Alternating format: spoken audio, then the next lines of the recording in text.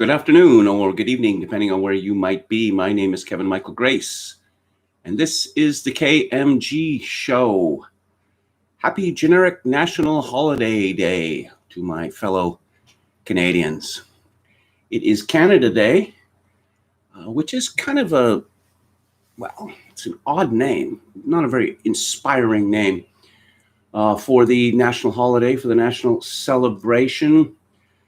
America has Independence Day or the 4th of July. Mexico has Cinco de Mayo. Quebec's national holiday. Yes, Quebec is a nation, but Canada doesn't get to be a nation. Quebec's national day is called Saint Jean-Baptiste Day, and there are many such examples. Until 1983, Canada Day was called Dominion Day, which is a name with historic meaning. On July the 1st, 1867, the Dominion of Canada was created, and it amalgamated several British colonies in North America. And what a Dominion meant was that Canada was in effect given home rule. Foreign affairs were entirely still in the charge of London, but Canadians were free to make their own domestic decisions. Later, Canada's freedoms were greatly expanded by the Statute of Westminster Act in 1931, which also included Australia and New Zealand. Now, we had a flag called the Red Ensign, and we had a national holiday called Dominion Day. Ensign, Dominion, Canada's a British foundation. It's that simple. We've spent the last 60 years in Canada attempting to ignore that, worse, attempting to expunge our history. And on Friday, July the 9th, 1982, one of the most shameful acts in Canadian history took place. The House of Commons took 5 minutes, that's right, 5 minutes, to vote 3 times. Again, 5 votes in 3 minutes, first, second, and third readings, to change Dominion Day to Canada Day. And only 13 MPs were present in the chamber. Clearly, the fix was in. This was a private member's bill, and private members' bills don't get a lot of attention in the House of Commons. Most of them are simply gestures with no hope of them coming to a vote. In fact, the MP, Hal Herbert, who came up with Bill C-201, a bill to amend the Holidays Act to replace Dominion Day with Canada Day, was not even in the House of Commons when this took place. So that's why Canada has this entirely generic national holiday. Now, until 1965, Canada's flag was the Red Ensign. It was the Union Jack in the top left-hand corner. And on a red background, there was a seal with the national emblems of Scotland, England, Ireland, and Quebec, and at the bottom, 3 maple leaves. Now, Lester Pearson, who came to power in 1963 and was also a KGB agent, by the way, he had determined that the Red Ensign was going to be tossed in the ash heap of history. It was a very bitter, contentious battle. And in fact, they really had no alternate flag to go with until a man called George Stanley came up with the design you all know, which is a single maple leaf on a white background with 2 red bars on either side. I suppose the flag of the state of Colorado with its giant C is even less inspiring, but I can't think of any other examples offhand.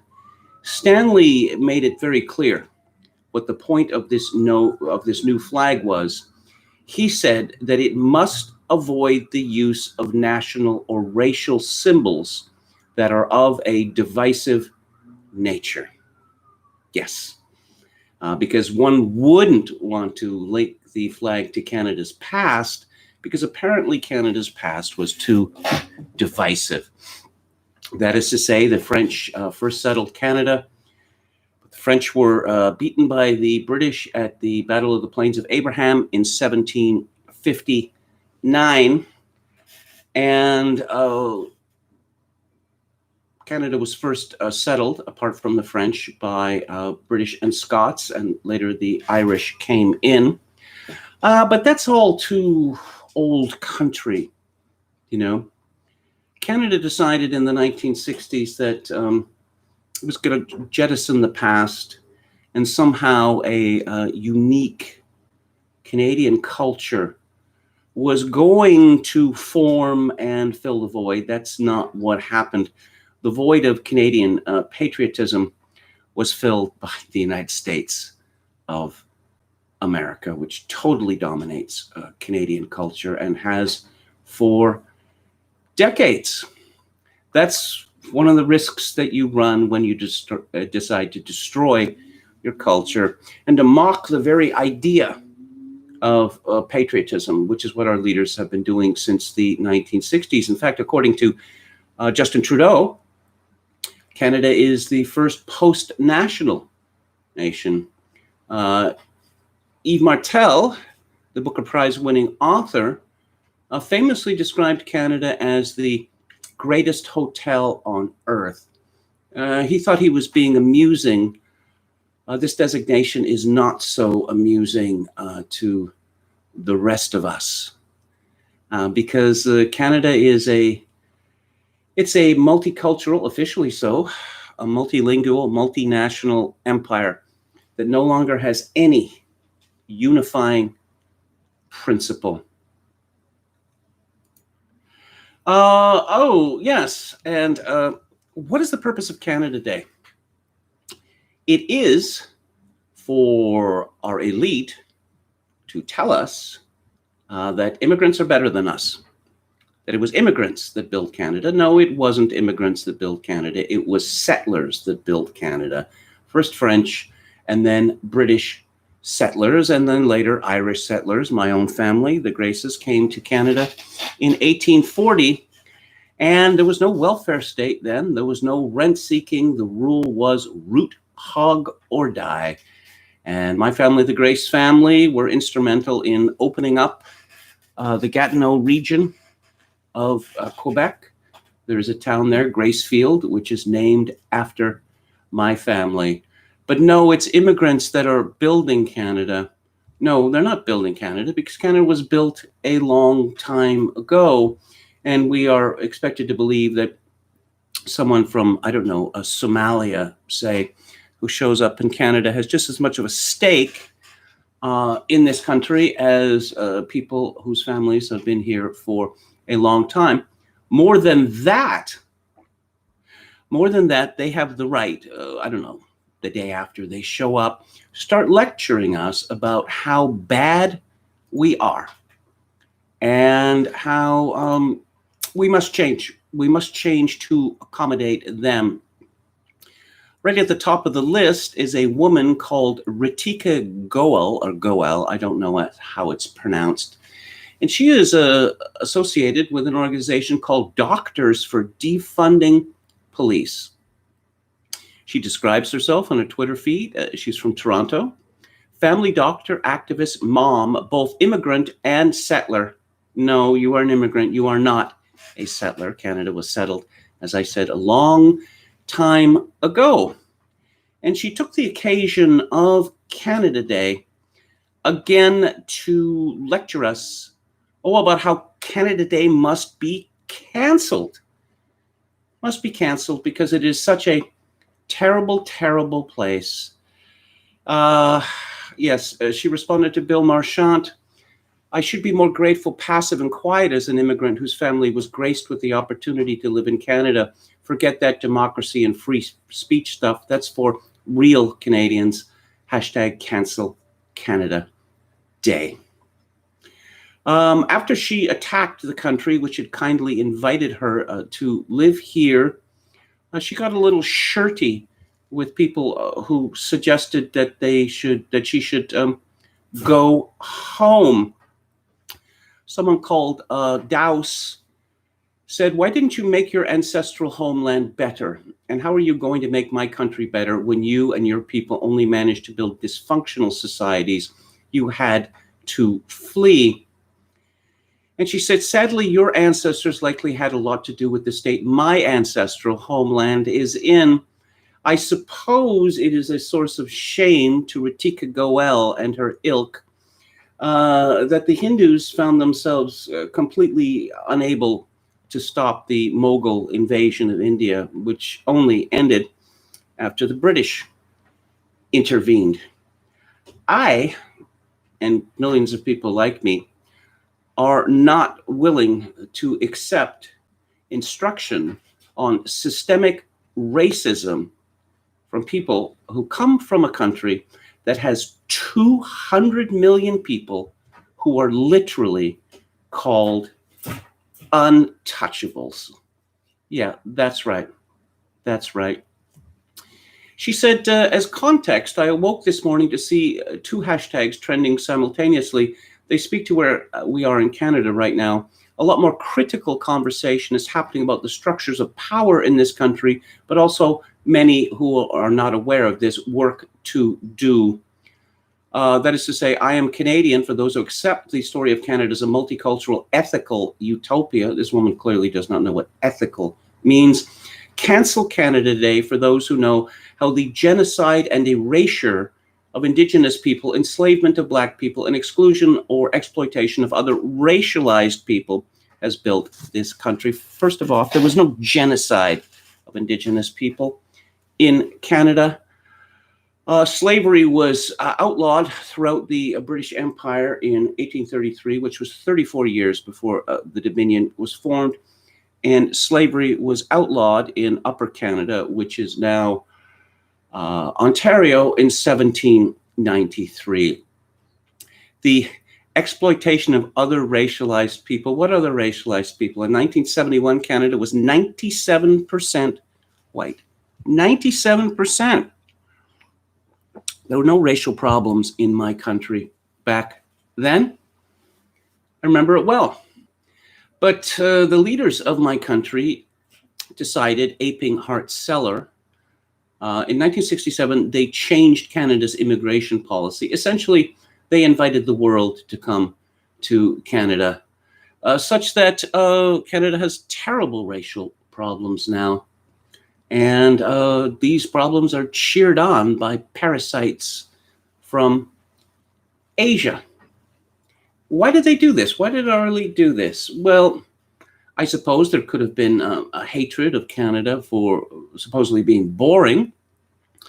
When I was a boy in the 1960s, I was told that Canadian history was boring and that I shouldn't waste my time on it. So I was a boy and I needed heroes. So I managed to find my heroes from other countries, starting with the United States, which has a large number of heroes. And then later I found heroes throughout the world, because of course Canada had no heroes. But this is the point of Canada Day for fractious and rebarbative foreigners to tell us how awful we are. And we put up with it. Well, more than that, it's celebrated by our elite, because they understand that if enough foreigners are brought to Canada, then there will no longer be any possibility of a reaction against the takeover of our country. It will become impossible. Well, the Trudeau government is not waiting around for that to happen. Teachers not teaching, still getting paid though, still getting paid. And the Canadian government has come up with a wheeze so that teachers can make a little more money over the summer. Let's see, a key piece of a much scrutinized $900 million program to get youth working in the community will also pay $12,000 each teachers to recruit and mentor students over the summer. Oh, isn't that great? Canadian government is paying for the creation of a Red Guard cadre. The Canadian Student Service Grant Program, which pays students and recent graduates to work with community organizations across the country, has come under new scrutiny after it was revealed the We charity was selected by the federal government as the only group able to administer the program. Prime Minister Justin Trudeau and his family have appeared multiple times at We events. The decision to pay teachers to recruit and manage their own students, even for an opportunity that would financially benefit the students, has surprised some, the CBC reports. We don't have all of the details, but certainly this is not common practice, said Ilona Doherty, Managing Director of the Youth and Innovation Project at the University of Waterloo, who has co-founded several public service organizations. Now, the We charity, yes, very much tied to the Trudeau family. And the We charity is, it's the Kielburger brothers who founded this. I have to be very careful about what I say about the Kielburgers because they are exceedingly litigious. According to Wikipedia, the We charity, formerly known as Free the Children, is an international development charity and youth empowerment movement founded in 1995 by human rights advocates Mark and Craig Kielburger. Their programs include We Day, a series of large-scale motivational events held in 17 cities throughout the school year. Justin Trudeau is very fond of We Day, as his wife, the lovely Sophie.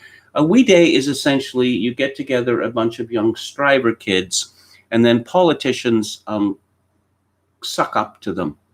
You are the best, you are the future, climate change, etc., etc., etc. Craig Kielburger became famous in Canada at the age of 12 years old. And he's been a powerful person in my country since he was 12 years old, which gives you an idea of just how ridiculous my country has become. Now, I came across this story last week, and I thought it really speaks to, it's an obiter dicta story. It's nothing big in itself, but it really fills in the blanks as to the way we are now. This is from the CBC. A Saskatoon police officer trying to subdue a drunken, agitated young man in detention taunted him by threatening to reveal to his family that he is gay. The comment was something like, "Okay, fine, let's call your mom," said prosecutor Ainsley Furlonger. Ainsley is a woman. Well, I don't want to misgender this person, but I'm just going to assume that it's a woman. I think that probably came more out of exasperation, but it doesn't really matter. The taunt was captured on video surveillance. Furlonger said an officer's statement about the incident made it very clear they knew that the man was afraid of being outed to his family. The confrontation and taunt so traumatized the young man that he defecated himself, Furlonger said. CBC is not naming the man. Who was eventually charged with assault after spitting on a police officer during the melee, which involved at least 6 officers. He would later plead guilty to the charge. The full narrative of what happened at a local hotel and then the police station emerged June 17th at his sentencing hearing. It began at the Ramada Hotel just before 4 a.m. Police were called there by a woman complaining there was an intoxicated man in her room that she did not know and that he was fighting with people. Furlonger said that it only became clear later that the woman who called police from the hotel had walked in on her friend having consensual same-sex relations with the man, and she freaked out. Now, this is a prosecutor, the next statement. The only way to describe it is homophobic. I don't know whether that is quite yet a crime in my country, but I'm sure it will be soon enough. So imagine that I don't know, you're in a hotel room, you're a woman, and there's a man there, and then another man appears, and, well, the next thing you know, sodomy is being performed. I think a lot of people would be rather put out by that. But Canada's prosecutors are on the case. Police arrived and took the man into the hallway. He was shirtless and shoeless, and although quite drunk, was described as initially quite cooperative. At that point, court heard police simply planned to drive the young man home. That all changed when the man revealed that he'd been engaging in oral sex with another man and that he was frightened. That information may be revealed to his parents. Police said they were concerned about the man getting home safely, so they arrested him for public intoxication. This is when he became belligerent, combative, and verbally abusive, police said. This continued to escalate to the point that he headbutted an officer and spit in another officer's eye. The man was given a 6-month conditional discharge in provincial court. Scott Spencer, the man's lawyer, said police need to re-examine how they approach such calls. It is time for all police services to take a long look in the mirror, Spencer said. The police have to demonstrate that they respect every individual that they deal with when they're wearing their uniform. Yes, Canada 2020. It's all so tiresome. Yes, because of COVID-19 and Justin Trudeau's reluctance to appear in public, which has been going on for months now, he's been hiding out from his wife and 3 children, strangely enough. And so we have a story in the Hill Times. I felt silenced. Voices missing from the upper chamber, that's the Senate, systemic racism debate, say some senators highlighting need for hybrid model. Witnessing the Red Chamber debate on systemic racism from afar was tough on senators who have lived the experiences but couldn't be in Ottawa. And while some accepted the pandemic made that unavoidable, others say it demonstrates why virtual sittings are so important. Senators are appointed, they're not elected in Canada, and they serve until the age of 75.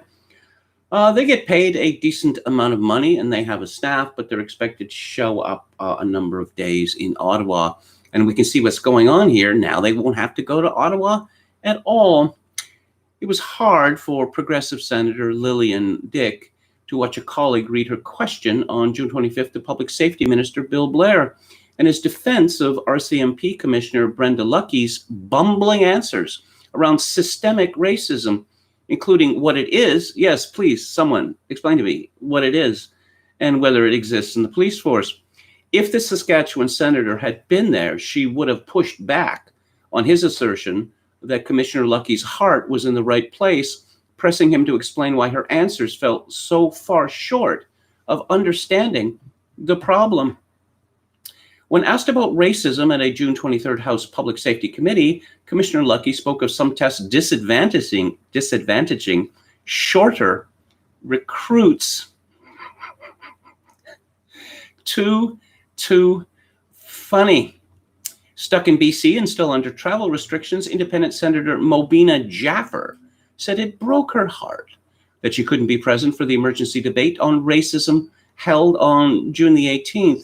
For years, she's pushed to change the face of the Senate, led discussions at the Human Rights Committee about representation in the federal service, where minorities already have mandatory affirmative action, and pushed to have a diversity committee at the Senate, all efforts adding on to a lifelong commitment to anti-racism work. I feel I've been involved in this for so long, and when the real debate happened, I wasn't there, she said. It's not the same. I feel I was silenced. If we had virtual meetings, then it would have been much better, she said, calling it an unsettling feeling to not know what will happen in the fall. Mobina Jaffer is not a Canadian. I suppose she might be. I suppose she's a paper Canadian. She must be, or else she wouldn't be in the Senate. But Mobina Jaffer is a Gujarati, and she comes from Uganda. And after Idi Amin decided that he was chucking out all the Indians, Canada kindly decided to take rather a lot of them in, and guess how that worked out? We get told about systemic racism. Well, again, I and millions of other Canadians are really not prepared to be lectured by Gujaratis, particularly those from Uganda. But such is the state of my country. Oh, and I thought that I would go to the Toronto Star to get just to put together a bunch of stories about how bad Canada is. And it did not disappoint. And there's a particularly good one at the end from Sharif Paradkar, who never disappoints. This one, anticipating, you see, in the whole week anticipating Canada Day, there are just dozens, hundreds of stories about how wretched Canada is and how we failed the immigrants who are, of course, our superiors. There's no celebrating for Canada's dreamers.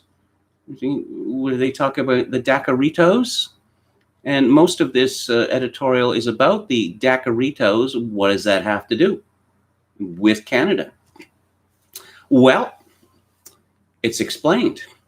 In Canada, newcomers without status, oh, you mean illegal immigrants, live dangerously precarious lives, as they should.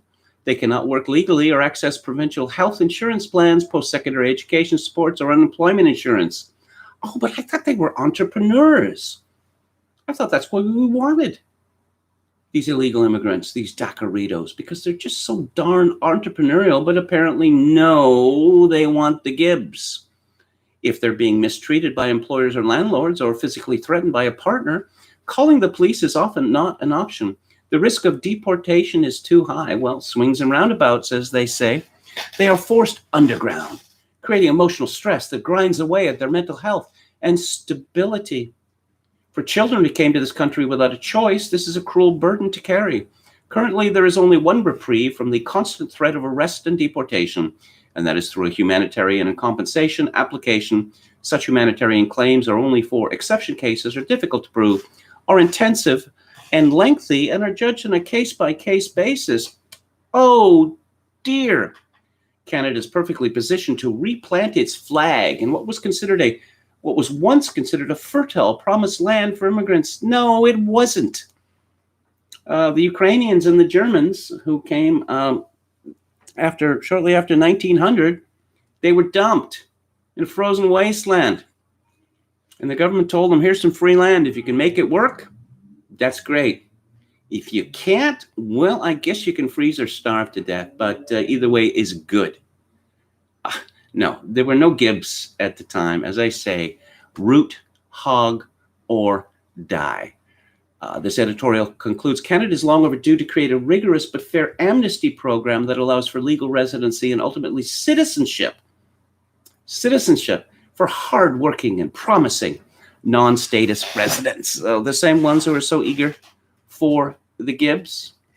The Toronto Star considers itself to be a left-wing progressive newspaper, but here we see it carrying water for global homo. That let's drive wages down. Let's drive them down as far as we can. And minimum wage. Well, you forget about paying the minimum wage. Yeah, let's bring in people who, it's certainly true what the editorial says. These people can be abused by their employers, but their employers prefer that to actually hiring Canadians. This is the whole point. The rich get richer. And here you see the woke capital alliance in action. Oh, okay, here's another editorial from the Toronto Star. On this Canada Day, celebrate and resolve to do better. Some birthdays, usually when one is coming of age or stepping nicely into adulthood, or reaching a landmark decade, are a cause for big celebratory blowouts. Others, usually as one has settled into midlife and beyond, are quieter affairs, characterized by stock-taking, a little ruefulness perhaps, along with dissatisfactions and a resolve to make necessary changes. This Canada Day, this extraordinary Canada Day. Why is it extraordinary? All of the celebrations have been canceled. All of the celebrations have been canceled because you can't have people getting together in numbers except if it's Black Lives Matter, of course. This should involve a measure of both. Let's see, the country is marking the 153rd anniversary of Confederation amid twin paroxysms, the COVID-19 pandemic that has dealt widespread death and economic calamity, and a reckoning, again with the reckoning, on racial equity and justice. For those keen to celebrate all that we enjoy and all that's been accomplished, even at the partying, is to be at a safe distance this year. There is good reason. Our home is jaw-droppingly beautiful and extraordinarily varied. Yeah, okay. Both of those attributes were present when Canada was not diverse. The wise have always known that in order to improve, it's more useful to seek criticism than praise, that sometimes the greatest friends are those who speak the hardest truths. You see? When someone from India shows up and tells us how horrible we are, those are our best friends. Those are our best friends. Let's see. A poll by Dart and Maru Blue in June found that 69% of Canadians believe there is prejudice against visible minorities. Well, that's what they told the pollsters. Only 3 in 10 believe the situation had improved over the last 10 years. The large caveat is that only 3 in 10 said prejudice existed in their own neighborhoods and communities, suggesting that the majority who do not personally feel racism do not recognize it. You all gotta embrace racism. Still, for those focused on where Canada falls short, there is also something heartening: the apparent arrival of a historic moment, one of those rare occasions when, as the poet Seamus Heaney put it, hope and history might rhyme. Well, Seamus Heaney is a rubbish poet. I suppose it's appropriate they would quote him. The University of Toronto's David Foote once famously said that demographics explain 2/3 of everything. Yeah, and we're getting it good and hard in Canada. And in Canada, the so-called browning of the country and the growth of Indigenous populations ensures that demographics will force matters of racial justice onto the public agenda and keep them there. Yes, countries are in many ways like families. Not Canada, not anymore. Most everything about them is determined by relationships, and relationships always and everywhere need ongoing attention, nurturing, and repair. Well, the future of Canada is the war of all against all. Oh, Bruce Arthur, I thought he was a sports writer. He contributes Canada Day in the time of COVID. Maybe this year is a chance for Canada to really finally look in the mirror. Oh, you mean the navel, actually? Because that's what these people do. That's what these people do without end. Ooh, okay. So according to Bruce Arthur, Canada has done well on COVID-19, except for, the thousands of old people who were needlessly murdered in Ontario and Quebec, and to a lesser extent in BC. Let's not go into that because it raises certain questions about the heroes, the people on the front lines. And in addition to that, Canada's relative success didn't stop anti-Asian hate crimes from blooming across Canada. What hate crimes? Dirty looks? And in Canada, most of all. And it didn't stop Conservative leadership candidate Derek Sloan from questioning whether Dr. Theresa Tam, Canada's Chief Medical Officer of Health, was loyal to Canada or China. And it didn't stop the current or would-be leaders of Canada's Conservative Party from declining to contradict him for several days. Dr. Tam was born in British Hong Kong and attended the University of Alberta and the University of British Columbia. Arthur neglects to mention that Dr. Tam was originally educated at the University of Nottingham in Britain, which suggests that she was country shopping. But, migrant workers. Oh no, the migrant workers. The migrant workers must come first. Oh, pity the plight of the migrant workers. I suppose it would be impossible to have Canadians do this work as they did within living memory. But no. What else we got here? Oh, yeah, let's have a Vismin. Joy Henderson, a writer and community advocate. Community advocate. I wonder who pays her salary. Living in Toronto. This is titled as an Afro-Indigenous. Intersectionality points. Woman being Canadian means living in a nation built on my ancestors' stolen lands by my ancestors' slave labor. Sorry. Nope. Slavery barely existed in the whole of Canadian history. As Canada Day approaches, I see people trot out their red maple leaves and buy their supplies for barbecues. Boo, barbecues and firework displays. For me, I shudder thinking about how much I dread this day. As an Afro-Indigenous person, I live daily at the unique intersection of being Black and Indigenous in Canada, a nation built on my ancestors' stolen lands and by my ancestors' slave labor. Oh, boo, groan, hiss. Don't be misled by the meanwhile in Canada sayings that diminish the truth that racism exists in our country by comparing us to the States. Most Canadians do not even understand the words our cities and provinces were named for, or that slavery existed here for 200 years. Really? Okay. But this is the legacy the foundation of this nation was built on. No, it wasn't. We didn't grow copper. We didn't grow cotton here in Canada. What Canadians need to understand this July 1st is that Canada isn't done with its racist past. Just last month, the world saw a white Canadian woman, Amy Cooper, threaten a Black man, Christian Cooper, a bird watcher, by saying on video that she'd call the police on him, weaponizing his skin culture. Yeah, I've seen the video. Who was threatening whom? There. After he threatened to kidnap her dog? After he said, you do what you have to do and I'll do what I have to do? In Toronto, in what some believe is our post-racial paradise, we live with the damning findings that Black people are 20 times more likely to be killed by police. Golly, I wonder why that might be.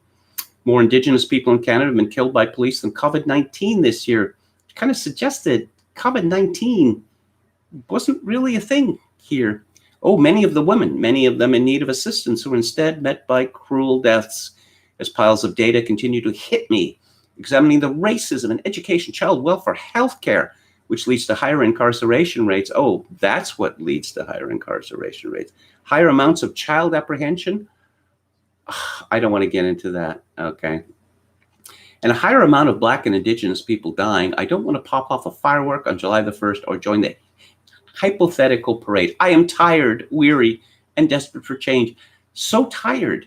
All of these warriors are just so tired. Fun fact, according to the 1971 census, there were 34,400 Black people in Canada. Yeah, that's 0.16%. Yeah, that is to say, Black people, footnote in Canadian history. Oh, let's get into the microaggressions here. Let's get into the microaggressions. This is my Canada, a place where I have to make plans with friends to raise hell in case I go missing, because I know the police will not come searching for me. Is that normally what happens when people go missing, that the police go searching for them? I have to make sure that everyone knows that if I'm in distress, to not call the police, for my 41-year-old mother, standing at 5'4", will terrify them to the point of killing me. What? I have to dress professionally if I have to go to the ER, in hopes I will be treated fairly, and I hope my symptoms are not assumed for intoxication. Bonus points if I can bring a white person to advocate for me. I cringe every time my goalkeeper's son sprains or breaks a finger and we have to see the doctor. Will this be the one time that they call child welfare? Well, I suppose if he's wearing his soccer uniform, that's not really much of a possibility, is it? If I raise a critique on a book club choice, I am automatically labeled as offended, while white people talk down to me in slang they've appropriated from the Black community, hoping they seem relatable. Oh, the pain, the pain. In my university days, I spent several weeks launching a complaint against a professor instead of writing a paper. Why? Because universities think it is okay to make Indigenous students argue the pros of colonization or genocide and still do. Hell, it's going to a university named after one of the engineers of the residential school system. It's knowing that simply by speaking my truth, I will be flooded with death threats. No one knows who you are, lady. Hate mail and condescending replies from white people dismissing anything I say because they cannot confront the truth. Canada is racist. No amount of taking a knee, grandstanding for the media, or pointing the finger at Americans saying, well, we aren't them, is going to change that. Canada was built on a system to suppress and ultimately erase Indigenous people that is exactly the opposite of the truth. The reason why Indian reserves exist in Canada was because the founders of this country realized that without, as we like to say today, separate spaces for Indians, they would be completely assimilated and Indian culture would disappear. These people don't even know their own history. The pain, the pain, the pain, the pain. Let's go to the chat. I'm just having too much fun here. I am having fun. On the other hand, it is deeply distressing, but as Nikolai Gogol said, one laughs lest one weep. Walrus Libertarian Canada Day caps Gay Pride Month. There wasn't much of that in Canada. The big parade in Toronto, which is, I believe, the biggest in the world, was canceled. And I suppose as a result, there'll be a lot less infectious disease in the next year.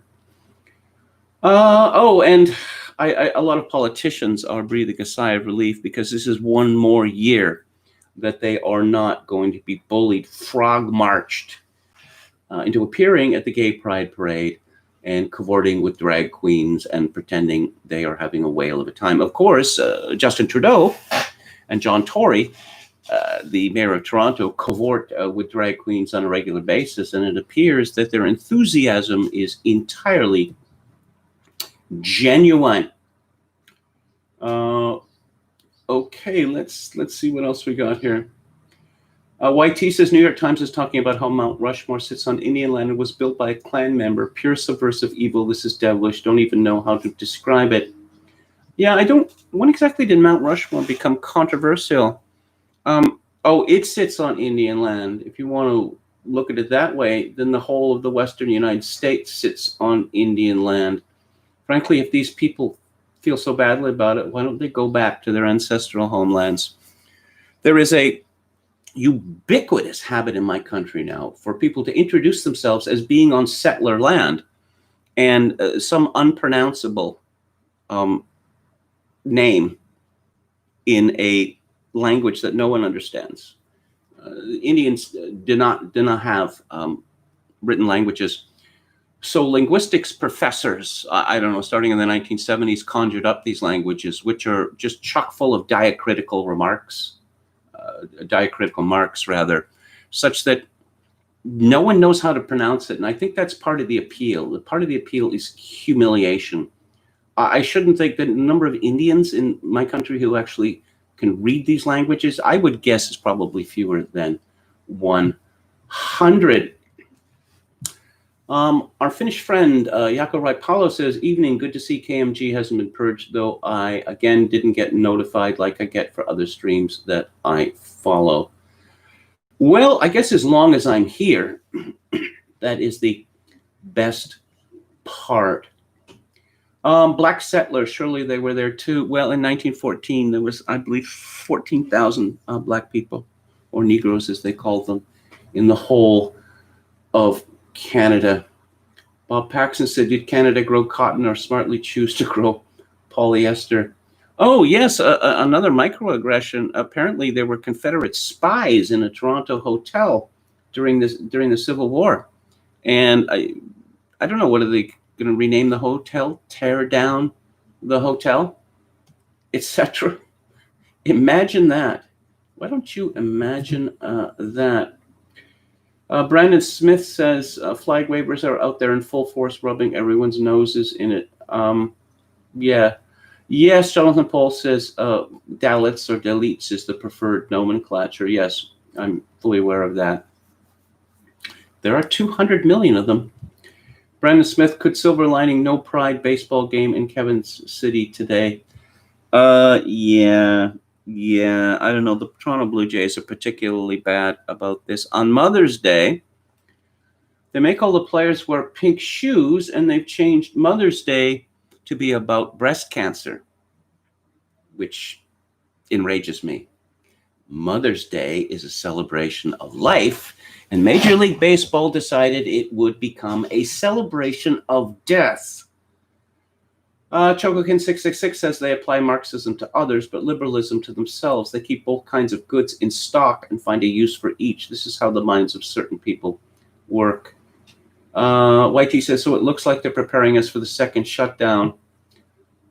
Given the paucity of deaths in my country, and let me just check and see the latest figure. Keep in mind that there are 38 million people in my country. There have been 8,591 deaths. Yeah. And where I live on Vancouver, in British Columbia, where there are 5.1 million people, there have been 174 deaths. On Vancouver Island, where I live, there have been something like, under 150 cases and 3 deaths. Vancouver Island was locked down, none the less, because never let a crisis go to waste. YouTube 13 says Sergeant Preston was one of my boyhood heroes. I have to say I grew up in Western Canada, and the RCMP, the Mounties, do not have a very good reputation here. Well, among Indigenous people, but white people as well. It is the policy of the RCMP to move people to serve away from where they come from, so that the RCMP officers in British Columbia, to give one example, do not come from British Columbia. And their behavior, and this has been demonstrated many times in recent years, has become, rather fantastical, because they can get away with almost any kind of misbehavior, including getting drunk and crashing a police car into a school bus and getting 5 days suspension. Decades from now, liberals will be asking, how did this happen, says Brandon Smith. I don't know. Liberals? I think liberalism is dead. I've been saying this for quite some time now, because we know what the truth is. We know what it is. And so anyone who does not speak the truth, as defined by the left, is a hate monger, bigot, misogynist, white supremacist. And apparently white supremacy and white privilege is so powerful, then it can turn Chinese people like Lainey Liu into whites. Eternal fisherman, Canadian chauvinism must become a thing. I don't believe in chauvinism, and I'm frankly not all that keen on typical manifestations of nationalism. I believe in patriotism, and my patriotism is not we are the best country in the world, although it was arguable that in 1967, on our 100th anniversary, our centenary, Canada was the best country in the world. My school of patriotism is we're here because we're here because we're here. We like this place because this place is where we are from. That's all that's necessary. Pride of place. Oh, okay, let's see what else we got. Jonathan Paul says, Idi Amin was the most amazing man you have ever seen. He's the president, the general, the king of the sea. Idi Amin. I remember reading about him when he came to power in Uganda, because he replaced Milton Obote, who was a monster. And he was thought to be very jolly. I suppose he was very jolly, and then he was revealed to be a monster. And then he was eventually overthrown after an invasion, and he was replaced by Milton Obote, who proved to be even worse than Idi Amin. Milton Obote decided to declare war on the Anglican Church in Uganda. At the headquarters of the Anglican Church the Church of England, in England, they got a strange response to a request because they knew that the church in Uganda was in crisis. And so what do you need most? And the response came back from the Ugandan Anglicans: clerical vestments. Now, it gives you an idea just how divorced the leadership of the Church of England in England is to religion itself.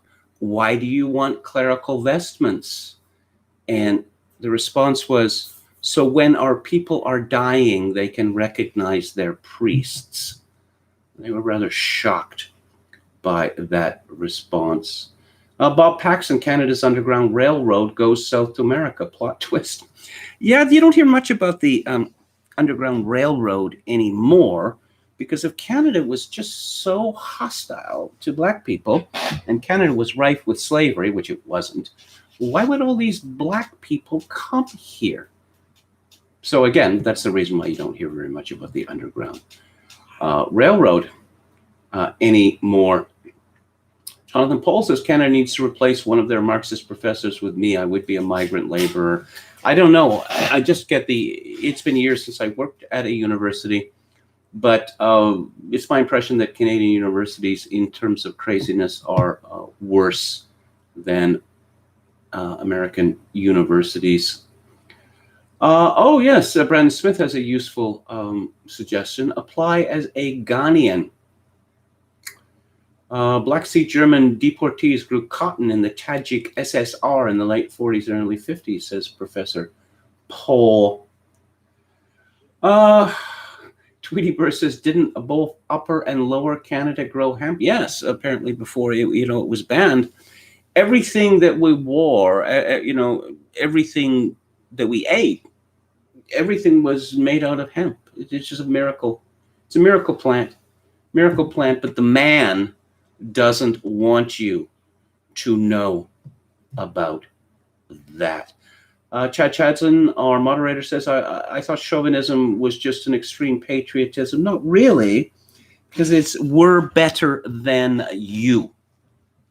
And it's particularly directed at foreigners.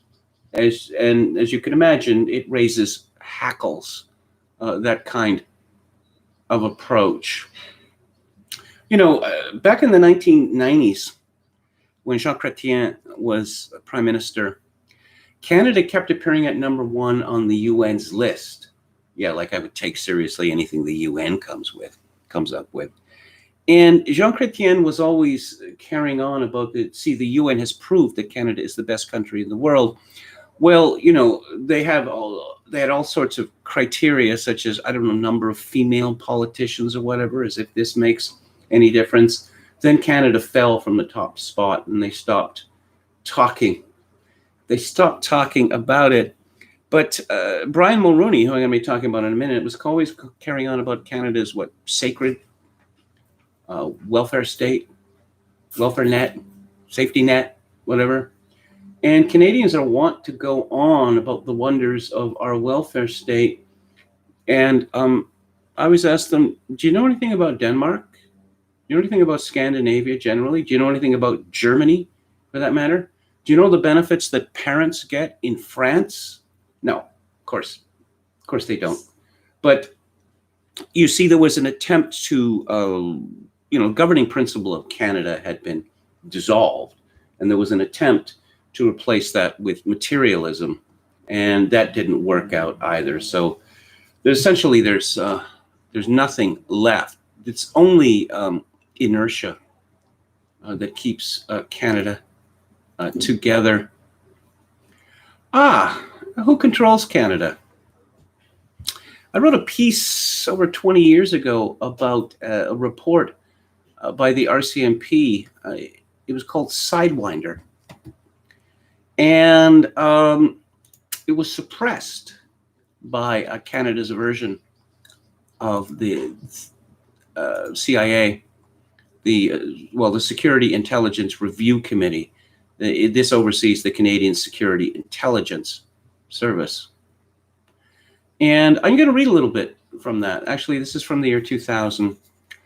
This is one of the pieces that I wrote in my career that I suppose there was perhaps the most interest in. that the commissioner of the RCMP gave a press conference September the 7th, 2000, in which he said there are criminal organizations that target the destabilization of our parliamentary system. He said he was not fear-mongering. He said we do not want to wait until we become, unfortunately, like some countries around the world where criminal organizations actually run part of the country. The CERC issued its annual report, which devoted 6 pages to a joint RCMP-CSIS operation Sidewinder, whose secret interim report, Chinese Intelligence Services and Triad's Financial Links in Canada, was issued in 1997. This report was suppressed and all copies were ordered destroyed, as were all background materials. Project Sidewinder was abandoned but then restarted in 1998. A secret final report, Echo, was issued in 1999. Sources close to Sidewinder have alleged that its 1997 report was first killed and then gutted because it revealed Chinese infiltration as a grave threat to Canadian security and sovereignty. The CERC report rejected this. It said there was no evidence of political interference and claimed Sidewinder was not terminated. It was delayed when its initial product proved to be inadequate. It was deeply flawed, a loose, disordered compendium of facts, scare quotes, connected by insinuations and unfounded assertions. Overall, the document is rich with the language of scaremongering and standard and conspiracy theory. A curious thing that the parliamentary secretary to the Solicitor General said, I would like to emphasize that I was not reading from or directly quoting the CERC report, which is a classified report. He was referring to the September 20th statement to Canadian Alliance MP Jim Abbott, dismissing the 1997 Sidewinder report as, quote, deeply flawed and a conspiracy theory, unquote, phrases identical to those used in the then supposedly unread, classified CERC report. Unfortunately for the Liberals, however, all copies of Sidewinder were not destroyed. The Canadian Alliance and various media, including My Magazine, now possess them. The report, 30 pages long and badly translated from the original French, makes a shocking allegation. Hong Kong tycoons, triads, and Chinese intelligence services have been working for 15 years in concert with the Chinese government, and some of their financial ventures in Canada serve to conceal criminal or intelligence activities. These activities include money laundering, heroin trafficking, and the transfer of economic, high technology, and intelligence data to Beijing. Sidewinder alleges the corruption of the Canadian business and political establishments. Quote, the triads, the tycoons, and Chinese intelligence have learned that the quick way to gain influence is to provide finance to the main political parties. China has obtained access to influential figures who are now or once were active at various levels of Canadian society. I have it on very good authority that 3 very prominent Canadian politicians were given cash, large sums of cash, by Chinese triads. One of them is a late former immigration minister, Ron Johnson. The other 2 are still alive, so I cannot name them. Foremost among the Chinese tycoons, according to Sidewinder, is Li Ka-shing, of whom U.S. Congressman Dana Rohrabacher has testified. The U.S. Bureau of Export Affairs, the U.S. Embassy in Beijing, and the Rand Corporation have identified Li Ka-shing and his company, Hutchison Whampoa, as financing or serving as a conduit for Communist China's military for them to acquire sensitive technologies and other equipment. According to Sidewinder, Li is a director of the Beijing-controlled China International Trust International Company, which had 1997 assets of $23 billion. CITIC owns or controls Cathay Pacific Airlines, Hong Kong Telecom, Star TV, Poly Technologies, and Norenco, suspected of arms shipments to Mohawk reserves. Lee's company Hutchison owns 49% of Husky Energy. CITC has invested $500 million to buy Canadian companies Celgar Pulp Mill and Nova Corp Petrochemical. Lee and his son own at least 1/6 to 1/3 of downtown Vancouver and have extensive real estate holdings in Toronto. CITC has developed close business links with Power Corporation. That's the company that runs Canada.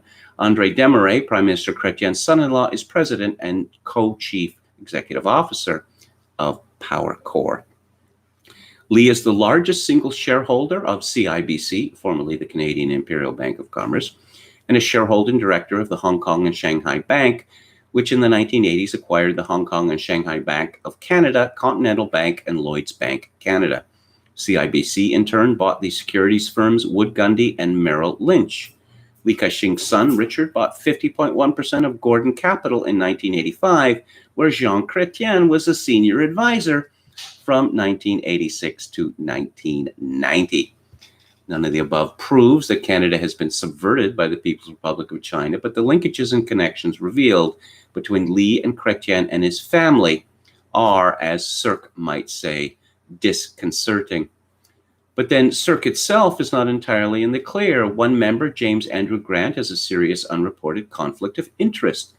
His biography on the Cirque website identifies him as a director of CIBC and chairman of the executive committee of the law firm Stikeman Elliott, which has a long-standing professional relationship with CIBC's largest shareholder, Li Ka-shing. Yeah, there's tons of stories like this. Most of them were written years ago when there was still some freedom in the Canadian media. Oh, yeah. I was getting into some little Twitter spat with someone who was welcoming all of the freedom-loving Chinese from Hong Kong who are going to be given refugee status. Boris Johnson is taking how many hundreds of thousands, how many millions to Britain? I guess, Britain, especially England, you got to get rid of the English people. And of course, look, none of these people are going to be able to leave Hong Kong without the permission of the Chinese government. So the group of people that is accepted by Canada and the United Kingdom is going to be heavily seeded with spies and fifth columnists. But here's a fun fact. At the APEC, that's the Asia-Pacific Economic Conference in Vancouver in 1997, the pro-Tibet posters in the windows of residences at the University of British Columbia were removed by the RCMP at the behest of freedom-loving Chinese students furious that dear leader Jiang Zemin might be shamed. Yeah, that's how Canada works. Official multiculturalism, interestingly enough, which was promulgated. Canada was first made officially bilingual, bicultural in the 1971.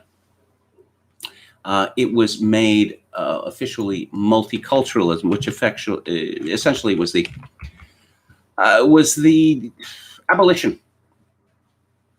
abolition of Canada. But I was rather surprised to read 6 years ago a piece by the Council of European Canadians that multiculturalism was really the brainchild of Canada's Ukrainians. Yeah. Trudeau said in 1971 it was the view of the Royal Commission shared by the government, and I'm sure by all Canadians, that there cannot be one cultural policy for Canadians of British and French origin, another for the official peoples, and yet a third for all others. For although there are two official languages, there is no official culture, nor does any ethnic group take precedence over any other. The Ukrainians were aggrieved and spiteful because it was an Anglo culture to which they were translated to in Alberta and Saskatchewan.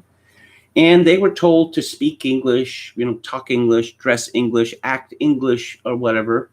And it would seem a fair amount of them, particularly amongst the elite, were quite angry about this.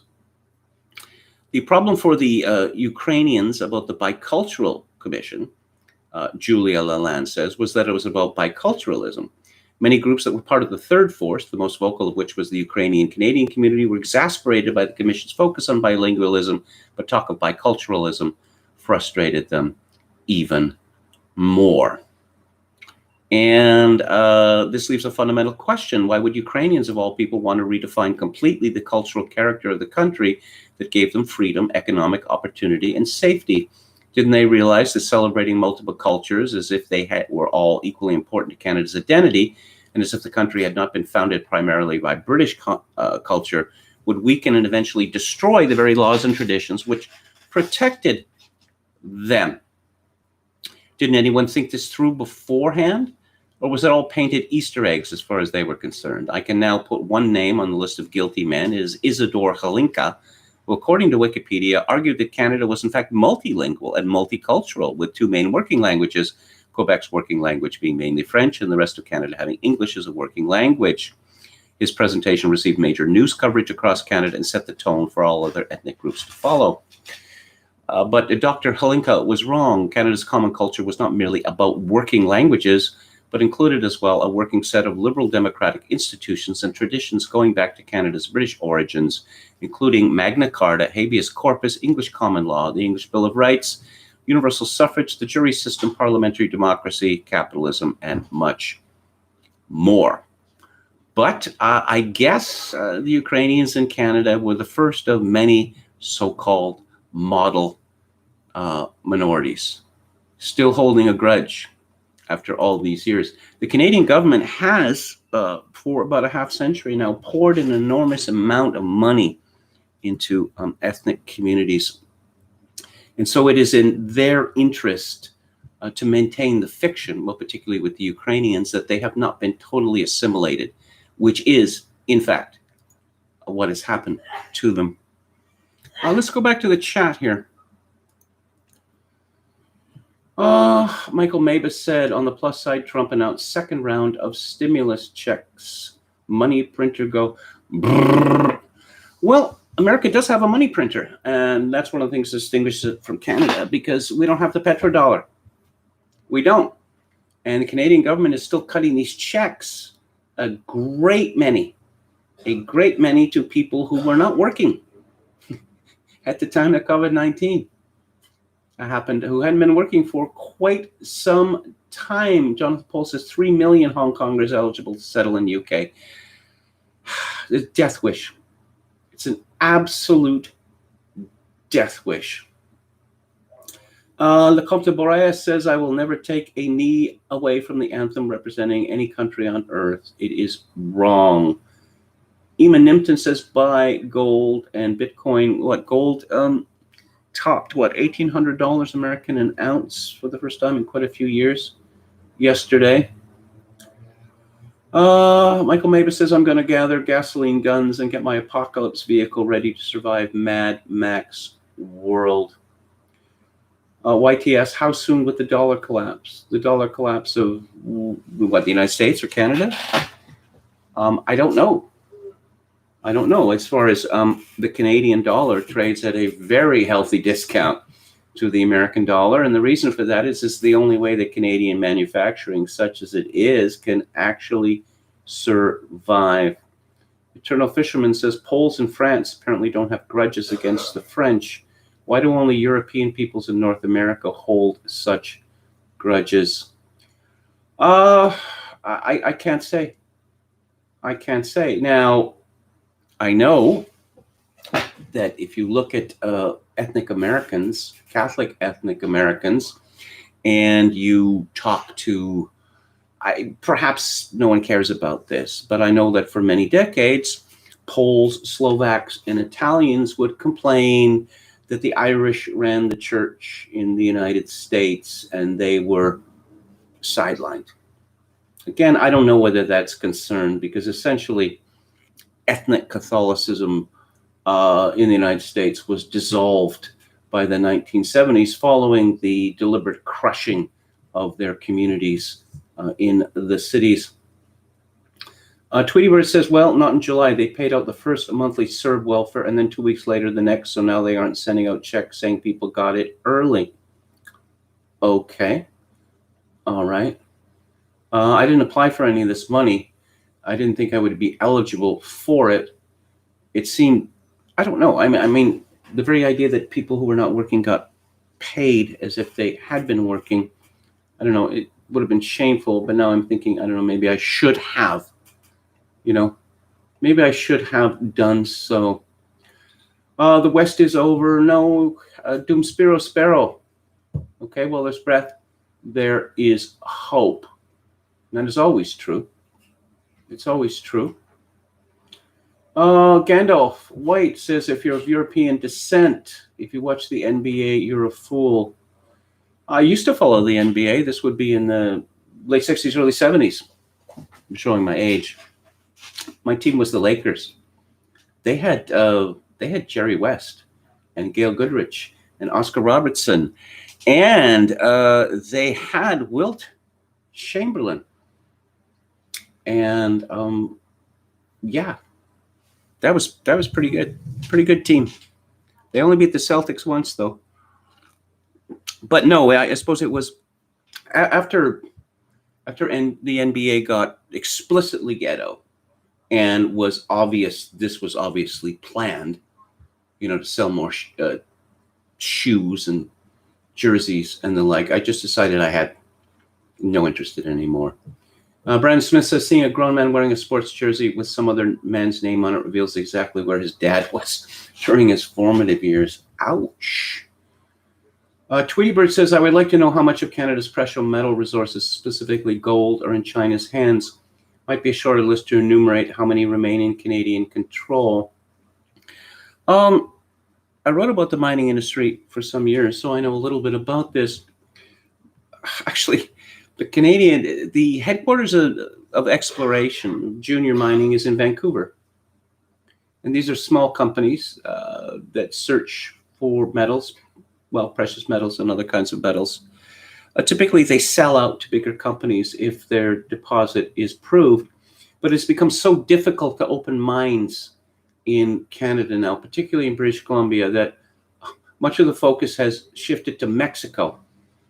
Yeah, including in lawless states. But the Mexican government has given the mining companies permission to raise private armies to protect the mines because gangs were stealing the Doré gold directly. But to my knowledge, there is not much of Canada's mineral resources are owned by China. I mean, it's the junior mining game. It's very small, and it relies on geologists, experts, people with a taste for risk. And I don't think that the Chinese know very much about it. The Australians are all over the world, and the Russians are all over the world. They know a lot about it, but I really don't think that the Chinese do. LeCompte Reyes says, Canada is a great country. Let's be honest here. Maybe the greatest country on earth. Could be. I don't know very many other countries that well. The problem is that, I'm not measuring my country against some sort of ideal. And I don't think very many people do.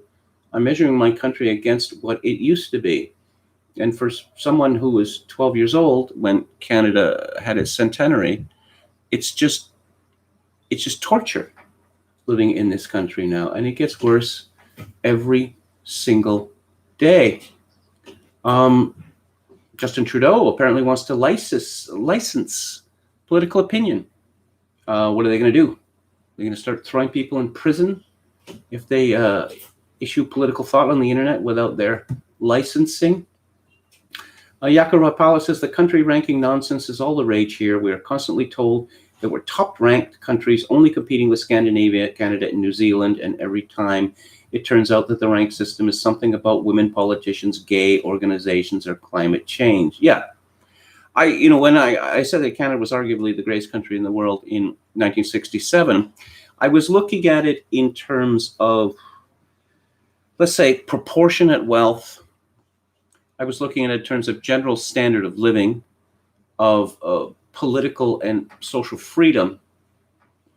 Obviously, the United States is a wealthier country than Canada in 1967, but in terms of concentration of wealth, Canada was better in that regard than the United States.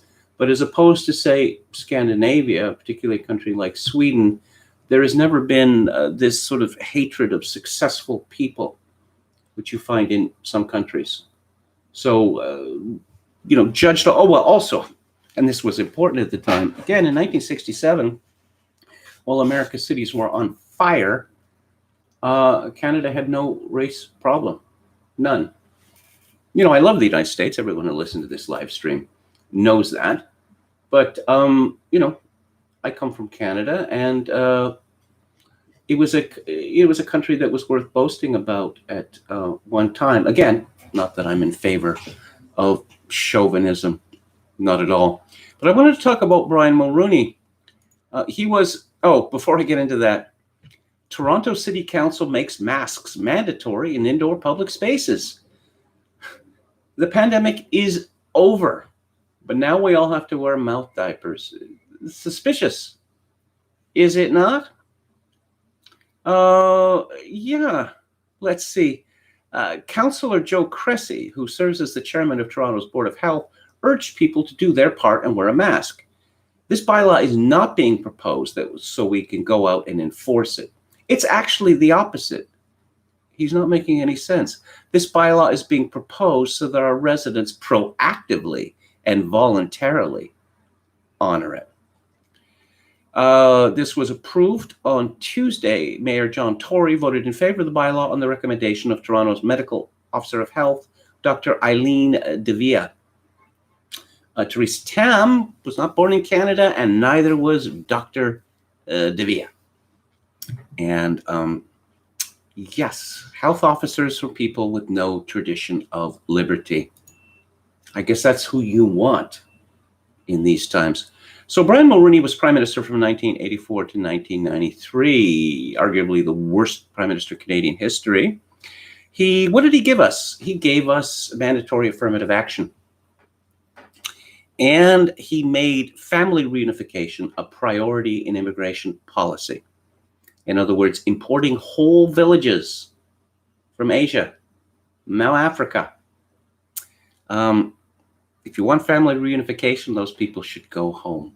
This is how it works. One person shows up. Oh, I need to reunite my family. No. If you want to reunite with your family, go back home. But they keep bringing more and more and more people, and they're at the top of the list. It's a priority. Don't listen to anyone telling you about our point system. It's nonsense. I don't know. I've been pointing this out to Steve Saylor for years, but roughly about 15% of immigrants to my country come via the points system. The rest of them are dependents, or they have bought their way in, literally, through the schemes that allow people to do this. And they don't have to put up any money. They just have to promise to put up money, and refugees. So it's only about 15%. He also, this is incredible, that in Pierre Trudeau's last year as prime minister, the immigration level had fallen to something like 79,000. Mulroney decided 1% of Canada's population annually. Now, he decided that Canada was, it was not going to be abolished just, spiritually, if you will, with multiculturalism. It was going to be abolished on the ground. He is the prime minister who really initiated the Great Replacement. Now, Brian Mulroney is in the news again because he has a bold new platform for the future. Now, why Brian Mulroney why anyone would listen to anything that he has to say is an interesting question. He got involved in something called the Airbus affair. I'm going to read from Wikipedia. This refers to allegations of secret commissions paid to members of the government of Canada during the term of Mulroney in exchange for then Crown Corporation Air Canada's purchase of a large number of Airbus jets. The chairman of Airbus, a European consortium, at the time of the contract competition was Franz Josef Strauss. Franz Josef Strauss, the bagman. Yes, Strauss, one of the most corrupt politicians in recent European history. And of course, he got $10 million. He got paid off for lumbering West Germany with the F-104G starfighters, the Widowmaker, they were called, because the planes went up and the planes fell like stones. They killed a great many pilots in Germany, hundreds, I believe. Franz Josef Strauss had a bagman who became a friend of Brian Mulroney's, and his name was Karl-Heinz Schreiber. In 1995, the RCMP accused Mulroney and Frank Moores, and Frank Moores had been premier of Newfoundland. Very corrupt place in its own right, of accepting kickbacks from Karl-Heinz Schreiber on the sale of Airbus planes to the government-owned airline during Mulroney's term as prime minister. The allegations were made in a letter sent by the RCMP to the government of Switzerland seeking access to banking records. Schreiber had earlier raised money for Mulroney's successful 1983 bid to win the leadership of the Progressive Conservative Party. Mulroney denied the allegations and launched a $50 million defamation suit against the Canadian government, alleging that the newly elected Liberal government of Jean Chrétien was engaging in a smear campaign against his predecessor. The government settled out of court in early 1997 and agreed to publicly apologize to Mulroney, as well as paying the former prime minister's $2.1 million legal fees. Then the other shoe dropped. Although there was no evidence that Mulroney accepted kickbacks while prime minister, he acknowledged in 2003 that shortly after stepping down in 1993, that he accepted $225,000 over 18 months from Schreiber in 3 cash payments of $75,000 each. Mulroney was still a member of the House of Commons when one of the payments was made. Mulroney claims that this money was paid to him for consulting services he rendered to help promote a fresh pasta business and to develop international contacts for Schreiber. Mulroney was a labor lawyer. He later led the Iron Ore Corporation of Canada, but he wasn't that kind of businessman, not an entrepreneur. In fact, more of a figurehead type. Mulroney had previously not admitted accepting any commissions from Schreiber during his lawsuit against the Canadian government, and later under oath specifically denied any business dealings with him. Mulroney has not yet provided evidence of any work he performed for that money and declared it as income to Revenue Canada only years later, after Schreiber had come under criminal investigation in Germany. Schreiber ridiculed their dealings in pasta macaroni as nothing more than being sent a single flyer, and has stated that the 3 separate payments were actually $100,000 each in $1,000 bills, a total of $300,000. The money was delivered in brown paper grocery bags, which kind of, again, no, I'm not making any allegations against Brian Mulroney, but is that how above board business is done? By people accepting $300,000 in tranches of $100,000 each in $1,000 bills in brown paper grocery bags? How about that? Journalist Stevie Cameron, who was destroyed by this scandal, and Schreiber's links to the Mulroney government in her 1994 best-selling book, On the Take, Crime, Corruption, and Greed in the Mulroney Years. The CBC's Fifth Estate produced a documentary in March 1995 which revealed a secret side agreement between Airbus and a Liechtenstein shell company, International Aircraft Leasing, which received millions of dollars in secret commissions after the sale of Airbus aircraft to Air Canada. William Kaplan responded to Cameron and the CBC in his 1998 book, Presumed Guilty, criticizing journalists for lacking evidence. In 1999, the Fifth Estate obtained Swiss Bank Corporation records, which revealed that Schreiber had set up a secret bank account in Zurich with the code name Britann, from which 3 cash withdrawals totaling $300,000 were made in 1993 and 1994. Yes. 2 years later, Cameron and Fifth Estate producer Harvey Cashaw wrote a book about Schreiber called The Last Amigo. In 2004, Kaplan clarified his position in a further book, A Secret Trial, by criticizing Cameron for her role as a confidential RCMP informant on the Airbus matter, and Mulroney for not disclosing the fact that he had received the $300,000 from Schreiber. Also, the business of him denying under oath that he had had any business dealings with Schreiber.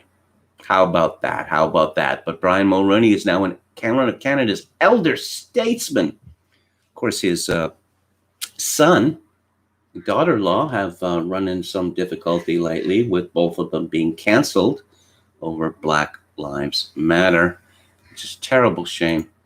Terrible, terrible shame.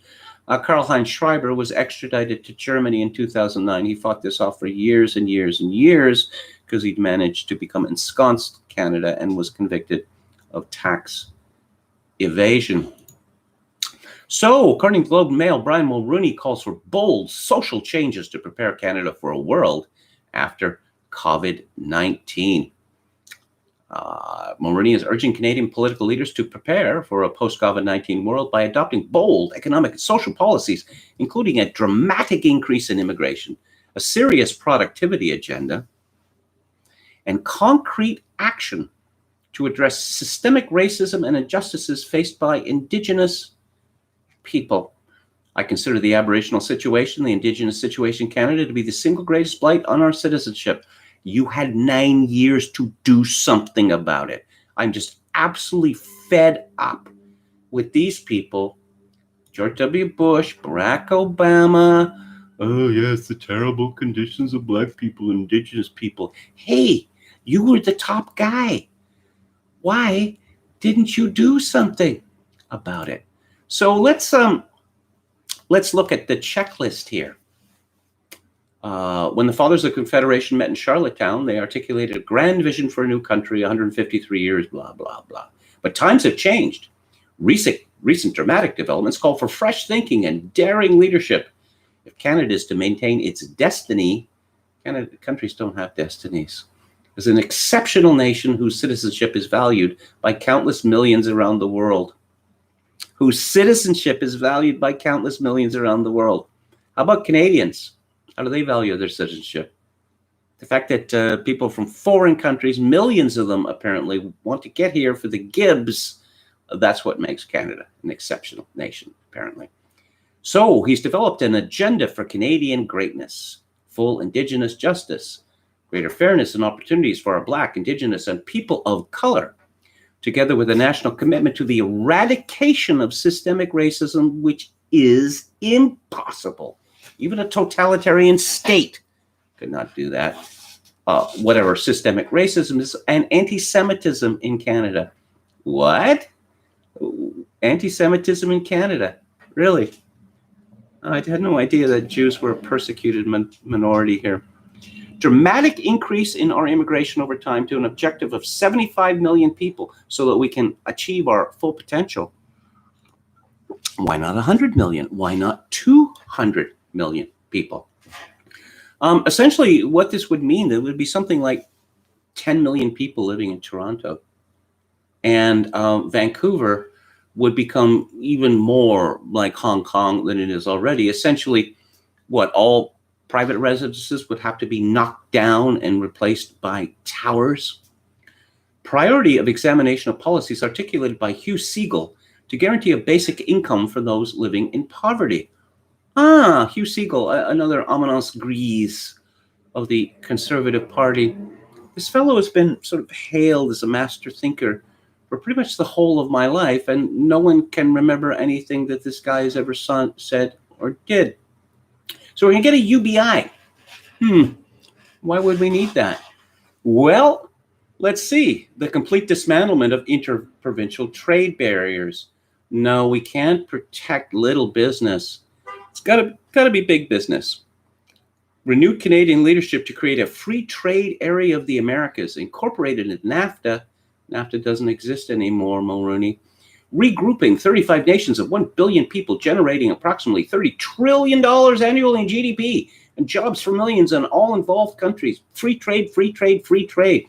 Apparently, Canadians are still earning too much money, too many jobs for Canadians. Too many jobs. Yeah, so why are we going to need a UBI? Because the middle class is going to be destroyed. So they'll be given, I don't know, the $1,200 or $1,500 a month or whatever. And of course, this is going to be means tested, but means tested such that people who are guilty of wrongthink will not be eligible for this and they can starve. It was revealed last year that people who got contracts from the Canadian government had to make a declaration they were in favor of gay rights. I am not making this up. Gay rights and abortion. Yeah. Our approach should be driven by the hard reality that in a post-COVID world, two fundamental pillars that have influenced Canada's success to date, a privileged relationship with the US and our middle power reliance on key multilateral institutions, are no longer assured. Well, Canada is the biggest trading partner of the United States. Canada is the biggest energy supplier to the United States. And Canada does have a privileged relationship with the United States, as does Mexico, as reflected in the trade agreement which replaced NAFTA. So I don't know. Mulroney wants us to cozy up to some other country. I wonder what country that might be. Incrementalism builds increments. Bold initiatives build nations. The Canadian nation was built a long time ago, and then our elite decided that we couldn't have a nation anymore because it means that rich people aren't going to be rich enough. Also, it means that boring people have their own country.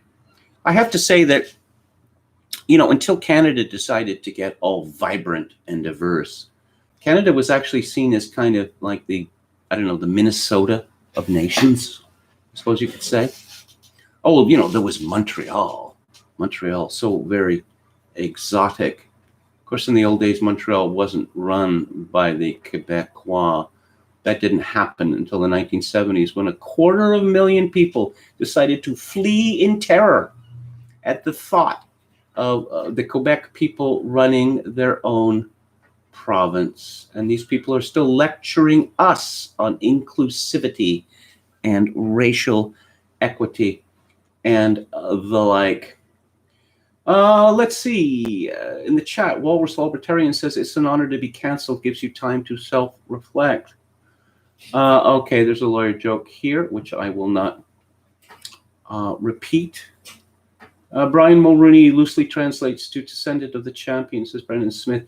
Peter Brumlow pointed out in his book, The Patriot Game, which has been to a certain extent superseded by events, but remains the best consideration of how, shall we say, ethnic politics in Canada, and by ethnic, I mean pre-diversity. He points out that Mulroney is one of these ethnic hermaphrodites. He has an Irish name, but he is equally French. And the Irish, when they came to Canada, did not have the horror of miscegenation that the Scots and the English did. So you see the Irish marrying into Quebecois families, as my own family did. Wasn't Mulroney a partner at law firm Ogilvy Renault, now known as Norton Rose Fulbright? That sounds about right. I understand he lives in Palm Beach, Florida, so he's well placed to comment on Canada. Eternal Fisherman says Franz Josef Strauss was highly intelligent and the last genuinely right-wing politician in Germany. However, well, I suppose I'll have to take your word for it. What was his position on the Gastarbeiter? Tweety Bird, for an Irish lad, KMG's Nazi accent is spot on. My Nazi accent? You mean my German accent? Tweety Bird, Brian Mulroney of the meet a guy on a park bench and he hands me a bag of cash.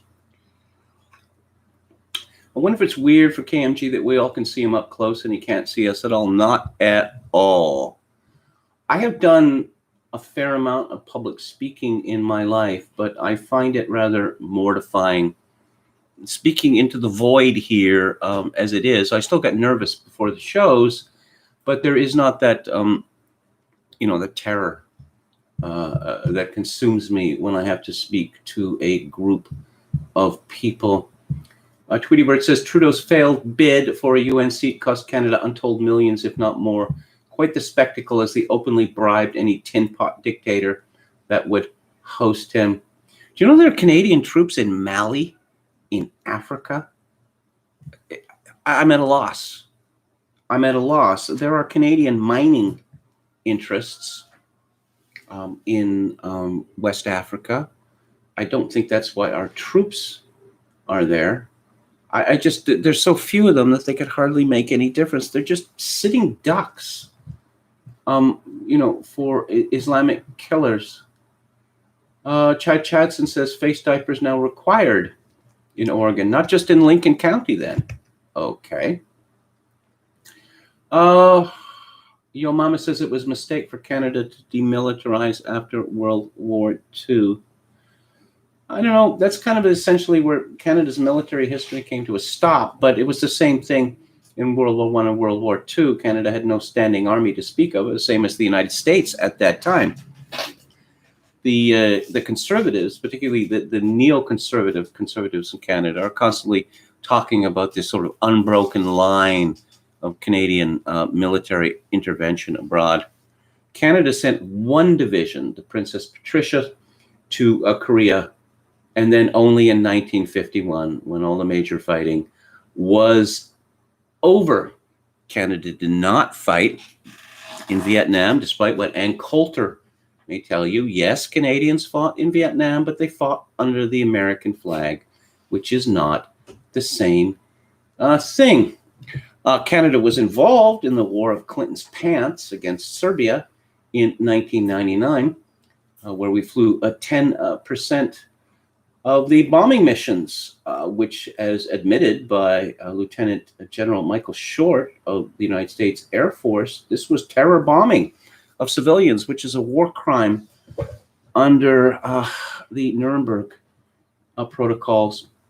Canada was involved in the first time around with Iraq, but thankfully not the second time around. It was a wise decision by Jean Chrétien. Stephen Harper and Stockwell Day howled about this. They went to America to attack their own country on Fox News, which is not the done thing. And then Canada got involved in Afghanistan, and we learned that apparently the parliamentary system in Canada is dead, because apparently the Prime Minister of Canada can commit troops to any place in the world based on his own say-so. Canadians were not allowed, the House of Commons was not allowed to vote on this, was not allowed to vote. And Canadians, we were not allowed to learn how much this cost. This is not supposed to be a presidential system, but the amusing thing is that a Prime Minister of Canada has far more power than President of the United States. It's supposed to be the opposite, but that is, all of the conventions have been tossed aside. That the Prime Minister of Canada, with a majority in the House of Commons, is virtually a dictator. Let's see. BIPOC again. I just love that. Again, it's probably not supposed to be pronounced BIPOC, but I'm going to pronounce it BIPOC. Tweety Bird says Hugh Siegel, conservative, hides in plain sight as a liberal. I mean, as I say, I've been seeing this guy on TV for decades, and he was round. He was always round, and he had thinning hair, even as a young man. And he had this round, sort of jolly fat man face, and he always just seemed so jolly. But he's been behind the scenes for a long time, still is. Josh Randall asked Dostoevsky versus Tolstoy. That's a tough one. I'm going to have to go with Dostoevsky, although I love Tolstoy, particularly his, would you say, short stories and novellas like the Kreutzer Sonata or What Men Live By, the ones he wrote in the later years of his life. You know, I know that he had a totally sort of berserk personal kind of Christianity, which is abhorrent to me. But when he left that sort of thing behind, it's beautiful, beautiful stuff. And there's War and Peace and Anna Karenina, of course, and his military memoirs. I mean, two titans, no question. Okay, Australia is our true greatest ally, says D.B. Cooper. Australia and Canada have an enormous amount in common, which is to say that the two British colonies, which are very far away from Britain, In Australia, everyone went to Britain. Anyone with any ambition, particularly in the arts, went to Britain, and that was the case in Canada up till about 1970. Australia, most of Australia is uninhabited, just as most of Canada is uninhabited. In Australia, the people live largely in 6 cities that are on the coast. The overwhelming majority of the population of Canada lives in a handful of cities, which is within 100 miles of the American border, or even 50 miles from the American border. A lot of, and you see this sort of resentment against Britain, a determined attempt to, leave tradition behind. It's gone farther in Canada than it has in Australia, but I think that has a large part to do with distance. But it's amusing to me, reading about this New Zealand band Split Enz, that I found out that not just that the ambitious Australians go to Britain, as Split Enz eventually did, but the ambitious New Zealanders go to Australia. So there's a hierarchy. Okay, so let's get back to it here. Okay, I'm done with Brian Mulroney. What a terrible, terrible man. Okay, so COVID-19 has become the savage god of the left. They worship this disease. This is from CNBC today. Official U.S. coronavirus death toll is a substantial undercount of actual tally, Yale study finds. The 781,000 total deaths in the U.S. in the 3 months through May 30th were nearly 19% higher than what would normally be expected, the study said. Now, why might that be? Because of COVID-19? Or because of all of the people who died because the medical system outside of COVID-19 was shut down in the United States for months? That people were locked into their homes, terrified with the thought that every other person on earth was a potentially fatal threat to them. So you have a tremendous increase in drinking, drugging, suicide, diabetes patients, cancer patients, heart patients not being treated, people not getting operations. I mentioned a couple of weeks ago that one of my brothers, who lives in Alberta, he was in the hospital for almost 2 weeks late last year, and he has complications, and he couldn't be treated. Alberta hospitals were finally opened, and he was able to go to an emergency room, and he told me that if it had been another day, he would have died. And I think many such cases, as Trump likes to say. Pandemic caused 18% rise in deaths in U.S. study. This is from France 24, Agence France Presse. Yeah, they have no way of knowing that. And furthermore, they're lying. So who do we turn to in these days for moral authority? Of course, it's celebrities. They're the best people. And we look to them for moral and even religious guidance. This is from the Mail. He was the first big name to reveal he had tested positive for the coronavirus. Yeah, him and his wife in Australia. Kind of odd that, wouldn't you say? And on Tuesday, Tom Hanks had a few words for anyone refusing to wear a mask or practice social distancing to help contain the spread of COVID-19.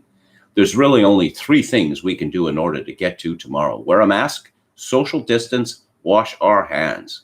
Those things are so simple, so easy. If anyone cannot find it in themselves to practice those 3 very basic things, I just think shame on you. Oh dear, oh dear.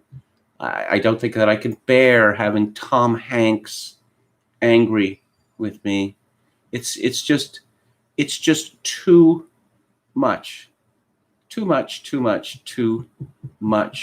Apparently, Tom Hanks is going to be immortalized because blood from him is going to be used to create the virus. the vaccine against the virus, which we learned that one of the biggest efforts is using cells from aborted babies because of course. Because of course. And yeah, I just wanted to talk about this. The Daily Beast. The Daily Beast was started by Tina, what's her name? The British journalist who moved to America, who was married to the editor of the Sunday Times. And she started the Daily Beast, which was taken over by Newsweek or something like that. It still exists, but it is completely unreadable now. Someone called Justin Baragona has written a piece called Tucker Carlson's Journey from Coronavirus Alarm Puller to COVID Truther. He's a truther. Like he's one of those people who thinks that 9/11 was an inside job. Yeah, sure he is. Sure he is. This article is absolutely hysterical. It's absolutely hysterical. Over the past 2 months, Carlson has devoted much of his coronavirus coverage to discrediting public health experts, specifically top infectious disease expert Dr. Anthony Fauci, a member of the White House Coronavirus Task Force. You mean the same Fauci who told us that COVID's not a big deal? Not a big deal. Just go about your lives, you know. Masks? No, you don't want to wear masks, he said. Oh yeah, you want to get together on Grindr? Not a problem. Not a problem. He said, that expert, on top of telling his audience to stop listening to Fauci and other health officials, the Fox News star has repeatedly boosted a fellow contrarian, former New York Times reporter turned spy novelist Alex Berenson as an expert on COVID-19. Okay, so he was a New York Times reporter. Now he's a spy novelist, and we hate spy novelists. Anyone who would write a spy novel is not worthy of public consideration. I wonder if this creep here would say the same thing to John le Carre. Oh, Mr. le Carre, you speak a lot on foreign affairs, particularly on Israel, Palestine, etc., etc., but you are a spy novelist. Why should we take you seriously? I doubt that he would dare to do so. Less than a month after his much lauded call to arms on the virus, Carlson declared the crisis to be over, a claim that has received far less attention from the mainstream press than his rogue stance against the president. Since the Fox star's assertion that the pandemic was over and it was time to go back to business as usual, the nation has suffered roughly 115,000 more deaths and at least 2 million more confirmed cases. Well, health experts in the United States are determined to, count as many deaths as possible from COVID, even where people that haven't been tested for COVID, even people shot are being listed as COVID deaths. The numbers are juiced. The assumption here is that without COVID-19, these people would all be alive, and that is a preposterous assumption. Now, Carlson, in his quest to convince viewers that social distancing was futile, which it is, and lockdowns were useless, which they are, began taking aim at Fauci almost immediately, framing the Medal of Freedom honoree as a power-hungry bureaucrat. Furthermore, the conservative talk show host repeatedly portrayed the top doctor as incompetent and unknowledgeable about infectious diseases. Well, I listed some of Fauci's highlights earlier. At some point in mid-May, after Senator Rand Paul, who actually is a physician, dressed down Fauci in a Senate hearing, Carlson applauded the pro-Trump Republican before delivering his own lengthy takedown of Fauci, arguing that the top doctor's advice was buffoon-level stuff, and later describing him as the chief buffoon of the professional class.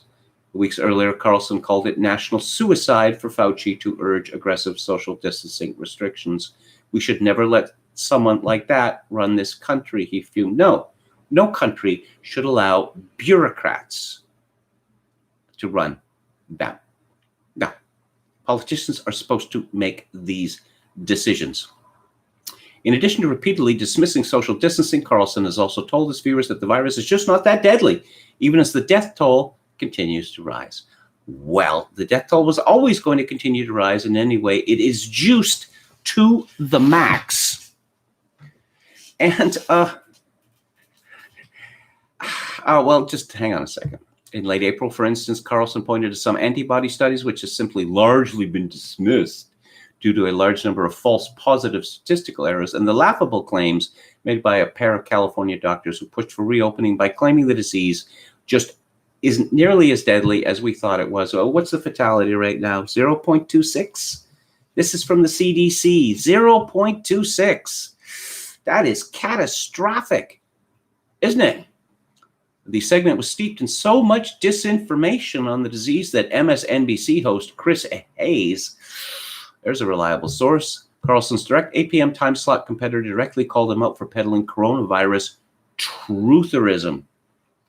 Yeah. Weeks later, Carlson again pointed to antibody tests and cherry-picked surveys to claim the deadly virus was relatively tame. How about that? We have a number, 0.26 IFR. That's the CDC's number.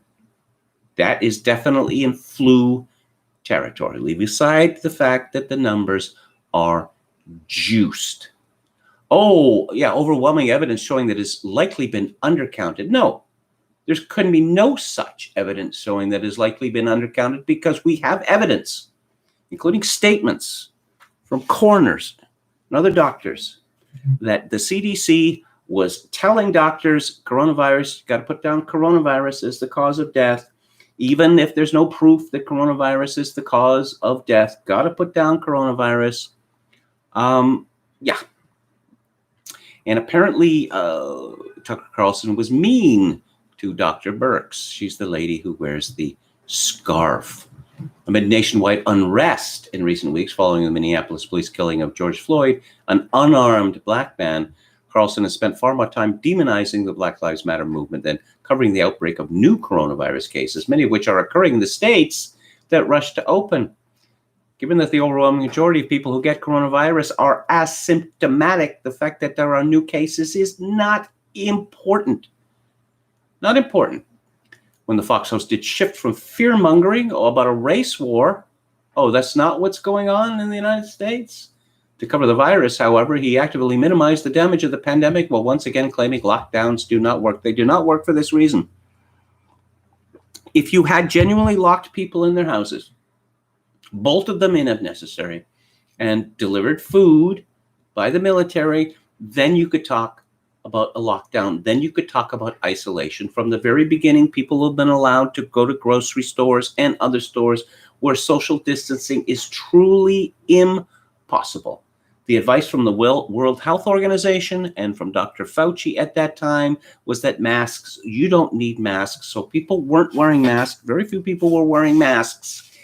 And so we cannot assume that this so-called lockdown or social distancing had any effect except a negative effect, was to avoid herd immunity, which is what we're finally getting to now. Let's see. Oh, Tucker Carlson had the audacity to complain of a double standard in how lockdown protests and police brutality demonstrations were portrayed in the media. Oh, police brutality demonstrations. Oh, you mean the looting and the setting buildings on fire and tagging every building in sight? Those are police brutality demonstrations. Let's see. As a matter of public health, Tucker Carlson said, we can say conclusively the lockdowns were not necessary. In fact, we can prove that. And here's the most powerful evidence. States that never locked down at all, states where people were allowed to live like Americans and not cower indoors alone, in the end turned out no worse than the states that had mandatory quarantines, the state you probably live in. Since making that proclamation, says the Daily Beast, Florida, Texas, and Arizona have all set single-day records for confirmed cases and have reported newly overwhelmed hospitals and ICU capacity. That is an outright lie. An outright lie. Let's see. Dr. Erwin Redlener, a Daily Beast contributor and director of the National Center for Disaster Preparedness at Columbia, said Tucker Carlson is one of the most fervent anti-science commentators on the airway. Oh, I see. So all of these prominent epidemiologists and other scientists, including Nobel Prize winners, who said that, 40 days. We're going to have this pandemic for 40 days. Then it's going to begin to exhaust itself, and that lockdowns don't work and social distancing don't work. Let's just ignore them. Dr. Fauci is not an expert in epidemiology. He's not really an expert in anything. He is a bureaucrat. An analysis from Columbia University, meanwhile, has found that if the United States had implemented physical distancing guidelines just 1 week earlier in March, as many as 36,000 American lives could have been saved. Oh, I don't know. Why not 18,000 or 66,000 or 3 million? This is just made up. These models, garbage in, garbage out. It's not just that. The models are bogus. And they've been proved to be bogus again and again and again. But yeah, Tucker Carlson is apparently anti-science. Alec Berenson was a guest on Tucker Carlson's show, which just enraged people. Even it just enraged people. Berenson has pointed out that the numbers that we're getting, the tremendous increase in cases, is actually good for two reasons. One, that this demonstrates how relatively feeble COVID-19 is. And again, it is bringing us close to herd immunity, which is how these diseases eventually become totally manageable. Oh, the Oral Health Group, Why Face Masks Don't Work, a revealing review. Berenson comments, this fascinating review from Canada demolishes the efficacy of masks, even in a setting where one might assume them useful, dental offices. Written in 2016, so it long predates the current masking fetish. Now, I'm not going to point to any one study and say that this disproves the efficacy of masks. I'm going to tell you, however, that there is absolutely no consensus regarding the efficacy of masks. And anyone who tells you otherwise is lying to you. And still no national randomized antibody testing results, Berenson says. Why do we not know if what is happening in North Carolina is happening everywhere? Because that would be game, set, match, herd immunity by mid-July. Oh, yes, we've detected unusual activity from your computer network. And that unusual activity is that I saved a link from Bloomberg and put it in a Word file, and then tried to open it, and it's telling me that it is unusual activity. I don't know why that irritates me so much, but it does, because I can, open up anything else except Bloomberg is being extra vigilant with me. But there's a very amusing story here by Virginia Postrel, who's formerly editor of Reason magazine. And she became, I suppose, America's foremost panglossist. Every day, in every way, things are getting better and better. I believe she wrote a whole book about this, essentially arguing that anyone who looked at life from other than a materialist standpoint was a bad person. She compared critiques of capitalism and critiques of American behavior to anti-Semitism. Yes, she said that they were, very close, very, very close, which is, well, it's just fatuous. Yes, the future and its enemies. Apparently there are these bad people out there who do not believe in maximizing utility. That being our highest priority. She's a foolish woman, no question about it. But She is a woman. And I think this informs this piece for Bloomberg Opinion. Make masks accessories, not annoyances. If people want to wear them, there'll be no need for mandates and shaming. Which, yeah, if people want to wear them. This is begging the question, because why would people want to wear masks? Why would they want to wear masks? Why all the fuss about masks? Why won't people just wear them? Masking has become controversial. It shouldn't be. Former Food and Drug Administration Commissioner Scott Gottlieb said, controversial. Well, you see, in our Western societies, we have the longstanding tradition that masks, something you wear on Halloween or Guy Fawkes, they don't do that, just North America, I guess. And for the rest of the time, masks are acceptable only at eyes wide shut orgies. We don't wear masks. Masks are thought to be sinister. And in many locations, there are, in fact, laws against people masking themselves. And it's my understanding that the origin of most of these laws was an anti-Ku Klux Klan measure. Nobody thinks a doctor, nurse, or emergency medical technician is a coward for gearing up. Yeah, how about those, how about welders? They have a helmet with a shield. Yeah, no one thinks they're a coward. That's because they have a specialized job. On the streets of everyday life, however, masks are something more. They aren't like safety glasses, life preserver vests, or seatbelts, special protection for a limited task in a specialized environment. Masks are clothing. They cover your body and change how you appear to the world. Once you understand masks as clothing, the controversy becomes entirely predictable. Clothes don't just protect us from the elements. They aren't purely functional. They provide pleasure and convey meaning. They tell the world, I like that, and I'm like that, just like masks tell the world, I'm terrified of everybody and everything. They help us stand out as individuals and fit in with our tribe. Masks make everyone look the same. Choosing your own clothes is a sign of autonomy and power, from toddlers to teens. Kids fight their parents over what they wear. Iranian women brave the morality police by skirting veil requirements. School dress codes generate controversy after controversy. And then feminists, calico, blah, blah.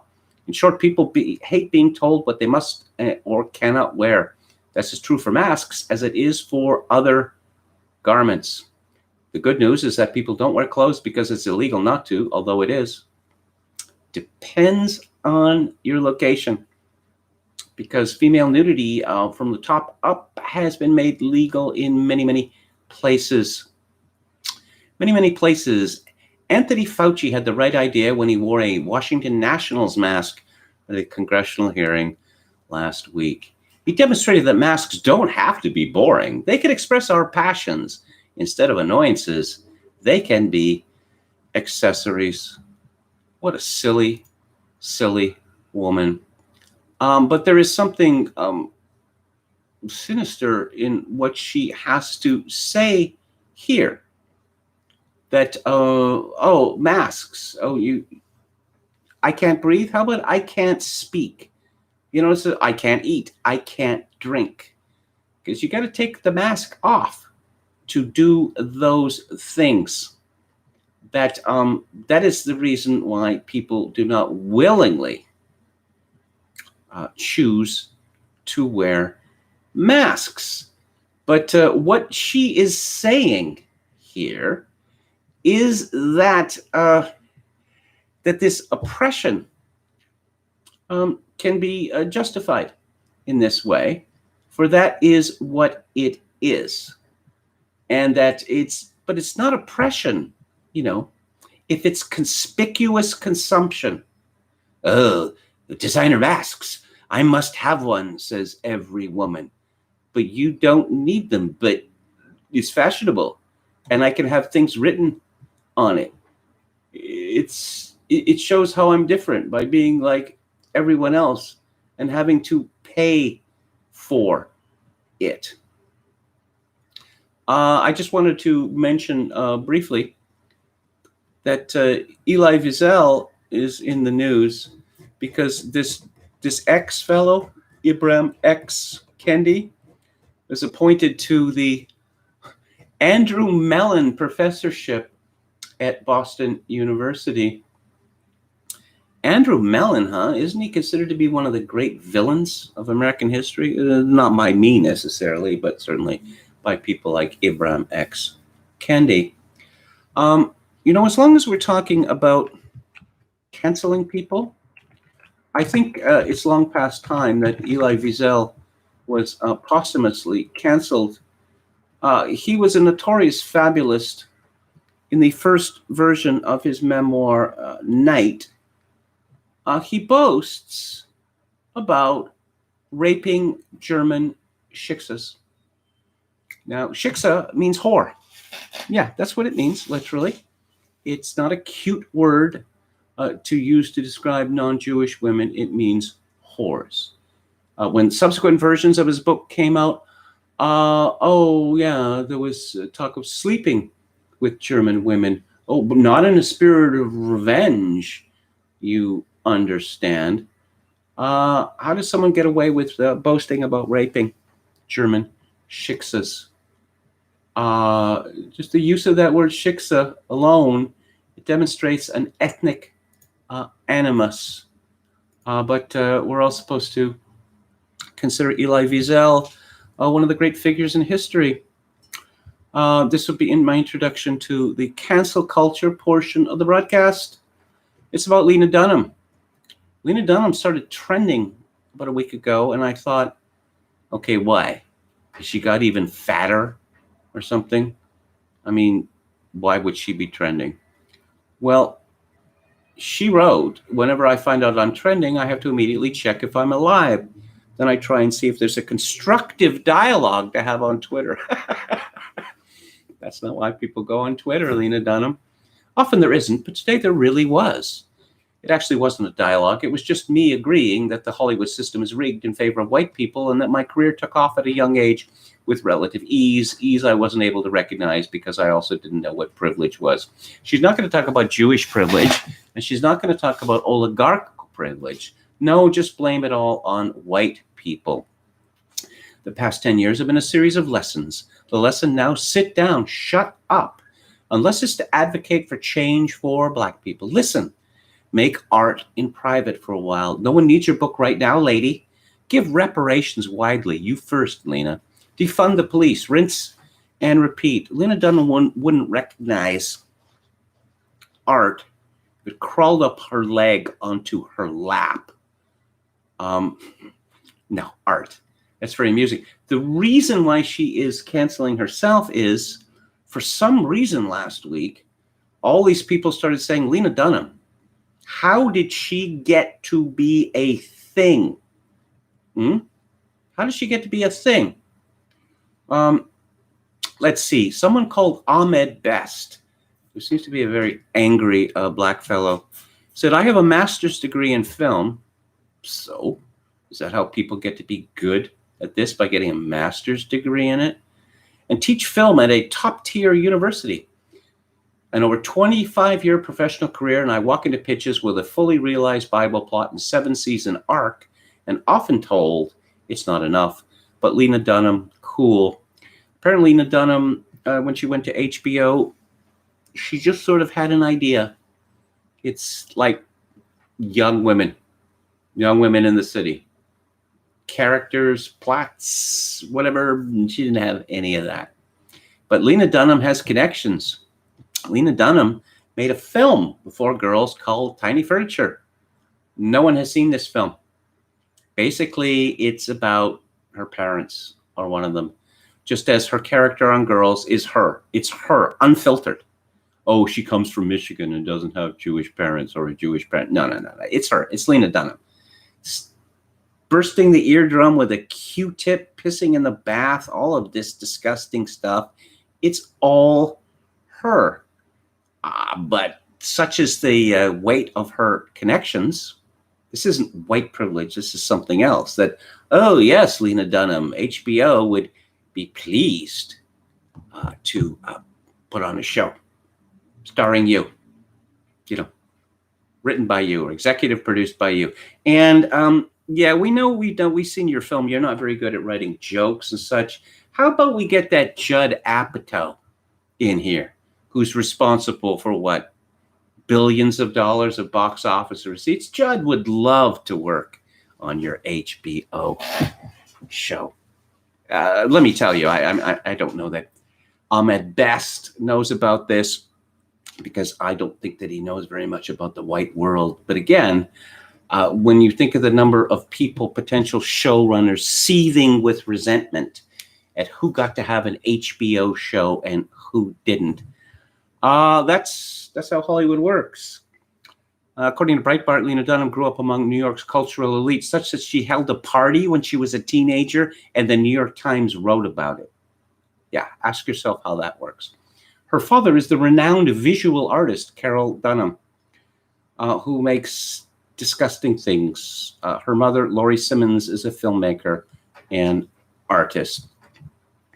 Dunham is part of a growing list of celebrities who have publicly advocated for the defunding or the total abolition of the police. Other celebrities who have advocated for stripping police departments of public funding include Natalie Portman, John Legend, Susan Sarandon, Lizzo, Gabrielle Union, and Trevor Noah. You know, Lena Dunham, and I must say that I've been fascinated by this woman for years. I think, well, even before Girls, because I'd heard of Tiny Furniture, which is in the Criterion collection. Again, how does that happen? Yes, I say I've been fascinated with it, but she's constantly saying, I'm going off social media. I'm not going to be talking about myself. And there she is on social media or in the Daily Mail saying that, oh, I'm fatter than ever now and I'm happier than ever. Or here's a picture of me naked or nearly naked because no one wants to see it. Oh, yeah, and my boyfriend. And that was a totally normal relationship because, like, he writes hit songs and you don't want to ask female singers what they will be willing to do to get close to a man who writes hit songs. But somehow she was with this guy who wrote hit songs. That was perfectly normal and not a fake relationship. And then they broke up and she's happier than ever now because, of course, she is. Not that Lena Dunham has ever been happy. So my prediction is that Lena is going to be able to keep up this vow for, I don't know, a month or so. Yeah. Finally, on cancel culture, apparently it's all Donald Trump's fault. Did you know that? Did you know that Donald Trump invented cancel culture? No, it's not leftists. It's not progressive. It's not social justice warriors. It's Donald Trump. Yeah. These people they're Stalinists. They take what they are doing and then they blame that thing and more on the people who aren't doing it. There's a piece by, what's his name? Mehdi Hassan in the Washington Post. Of course, it's Trump. Cancel culture is Trump. And the memo went out. The memo went out that thousands of tweets, it's all Donald Trump. It's all Donald Trump. He invented cancel culture. I guess he must have been those people, forcing speakers, preventing them from speaking at universities going back to the 1980s. Now, there's another piece in The Hour. Donald Trump is the king of cancel culture. And if I'd spent more time, I could have found many more pieces because, I don't know, there's a memo that goes out every week or twice a week. And it says things like reckoning. Use the word reckoning. Got to use that word reckoning. Everyone make sure to use the word reckoning. Many such other instructions. And of course, it is also noticeable. Why are we hearing this phrase? Why are we hearing this word? Why is this particular argument, which simply doesn't hold together, why is everyone on CNN and MSNBC and the Washington Post saying that? Yeah. From CBC Canada Day, big parties give way to online shows amid coronavirus pandemic. They canceled Canada Day. But, oh no, we're still having Canada Day. Only, you can watch it on your computer screen. You can watch the fireworks on your computer screen. That sounds really exciting. And this story is illustrated with a typical Canadian wearing a cowboy hat and with Canadian flags around it. And this person is wearing a mask. And of course, she is Chinese. Because, yeah, I don't know, what are they, 60% of the population now? This is it for today. Tomorrow is Theater Thursday. I'm going to be talking about a film about East Germany and the Stasi called The Lives of Others. Very appropriate. Very appropriate. And on Friday, I'm going to be talking about a book about the collapse of moral philosophy called After Virtue by Alistair McIntyre, which is also very au courant as well. Let's see, a final look at the chat. I think whoever wins the 20 election, the winning party will get destroyed in the 22 midterms, says John Miller. Well, increasingly, since we've had these tremendous reactions, going back to the Tea Party or even before, because the parties are advocating for something different and then they deliver the same. So there's a furious reaction to all of them. The only way that this cycle could end is if Trump is recognized as something new, and particularly if the Beckys decide out that it's Trump or ruin. Fat and decadent is no way to go through life, girl. Yeah, let's see. The word shiksa derives from a Hebrew word meaning abomination and can carry unfortunate implications, particularly in the context of intermarriage. It's also Yiddish slang for whore. I had heard this word, for many, many years, and I just thought it was, I don't know, kind of cute, And then I was reading, and what? It means that? It really means that? Wow. I've gone 180 on that word. Ashy Bravo, just one more Trump term in America, go full post-Mussolini aesthetic. Statue building of the God Emperor Trump conquering the globalist cabal that is plotting the second wave. Okay. When Trump was elected, he held both houses, said Chogokin 666. That's quite true. But Paul Ryan decided to sabotage him. Oh, I don't even know whether I can use that term, sabotage. Paul Ryan knows nothing other than selling out Americans to the Chamber of Commerce. That's all he knows. So I guess, that's what he was going to do under a Trump presidency. It got so uncomfortable for him. Of course, he decided to retire to K Street. The Comte says, if you wonder how come once great actors buy into worthless plays, they sold whatever left of their souls to globalization and CPP. They're insecure. Actors are very insecure. I mean, consider the lives they lead. That they struggle and struggle and struggle, and maybe they get a break, maybe they make a career, and then they're terrified that their career is going to go away. And often it does go away, or they're not as popular as they once were. They generally live in a state of terror, but this is coupled with a monstrous narcissism and self entitlement. If you've seen the girlfriend, Barry's girlfriend, on the show Barry, that is the best description that I have ever seen of the mentality of actors. And I suppose if you're a man and you were ever thinking of getting involved romantically with an actress, no, just don't do it. I mean, there used to be certain traditions in the theater and even in Hollywood back in the studio system that this is a profession and we have standards and we want to stay out of scandals, and they had fixers for all that, but now they've gone in the opposite direction. And when I read about the old Hollywood, that people, even including Humphrey Bogart, going to some other famous person's house, man wife, and playing bridge, I find that it's so sweet, the fact that they actually used to do that.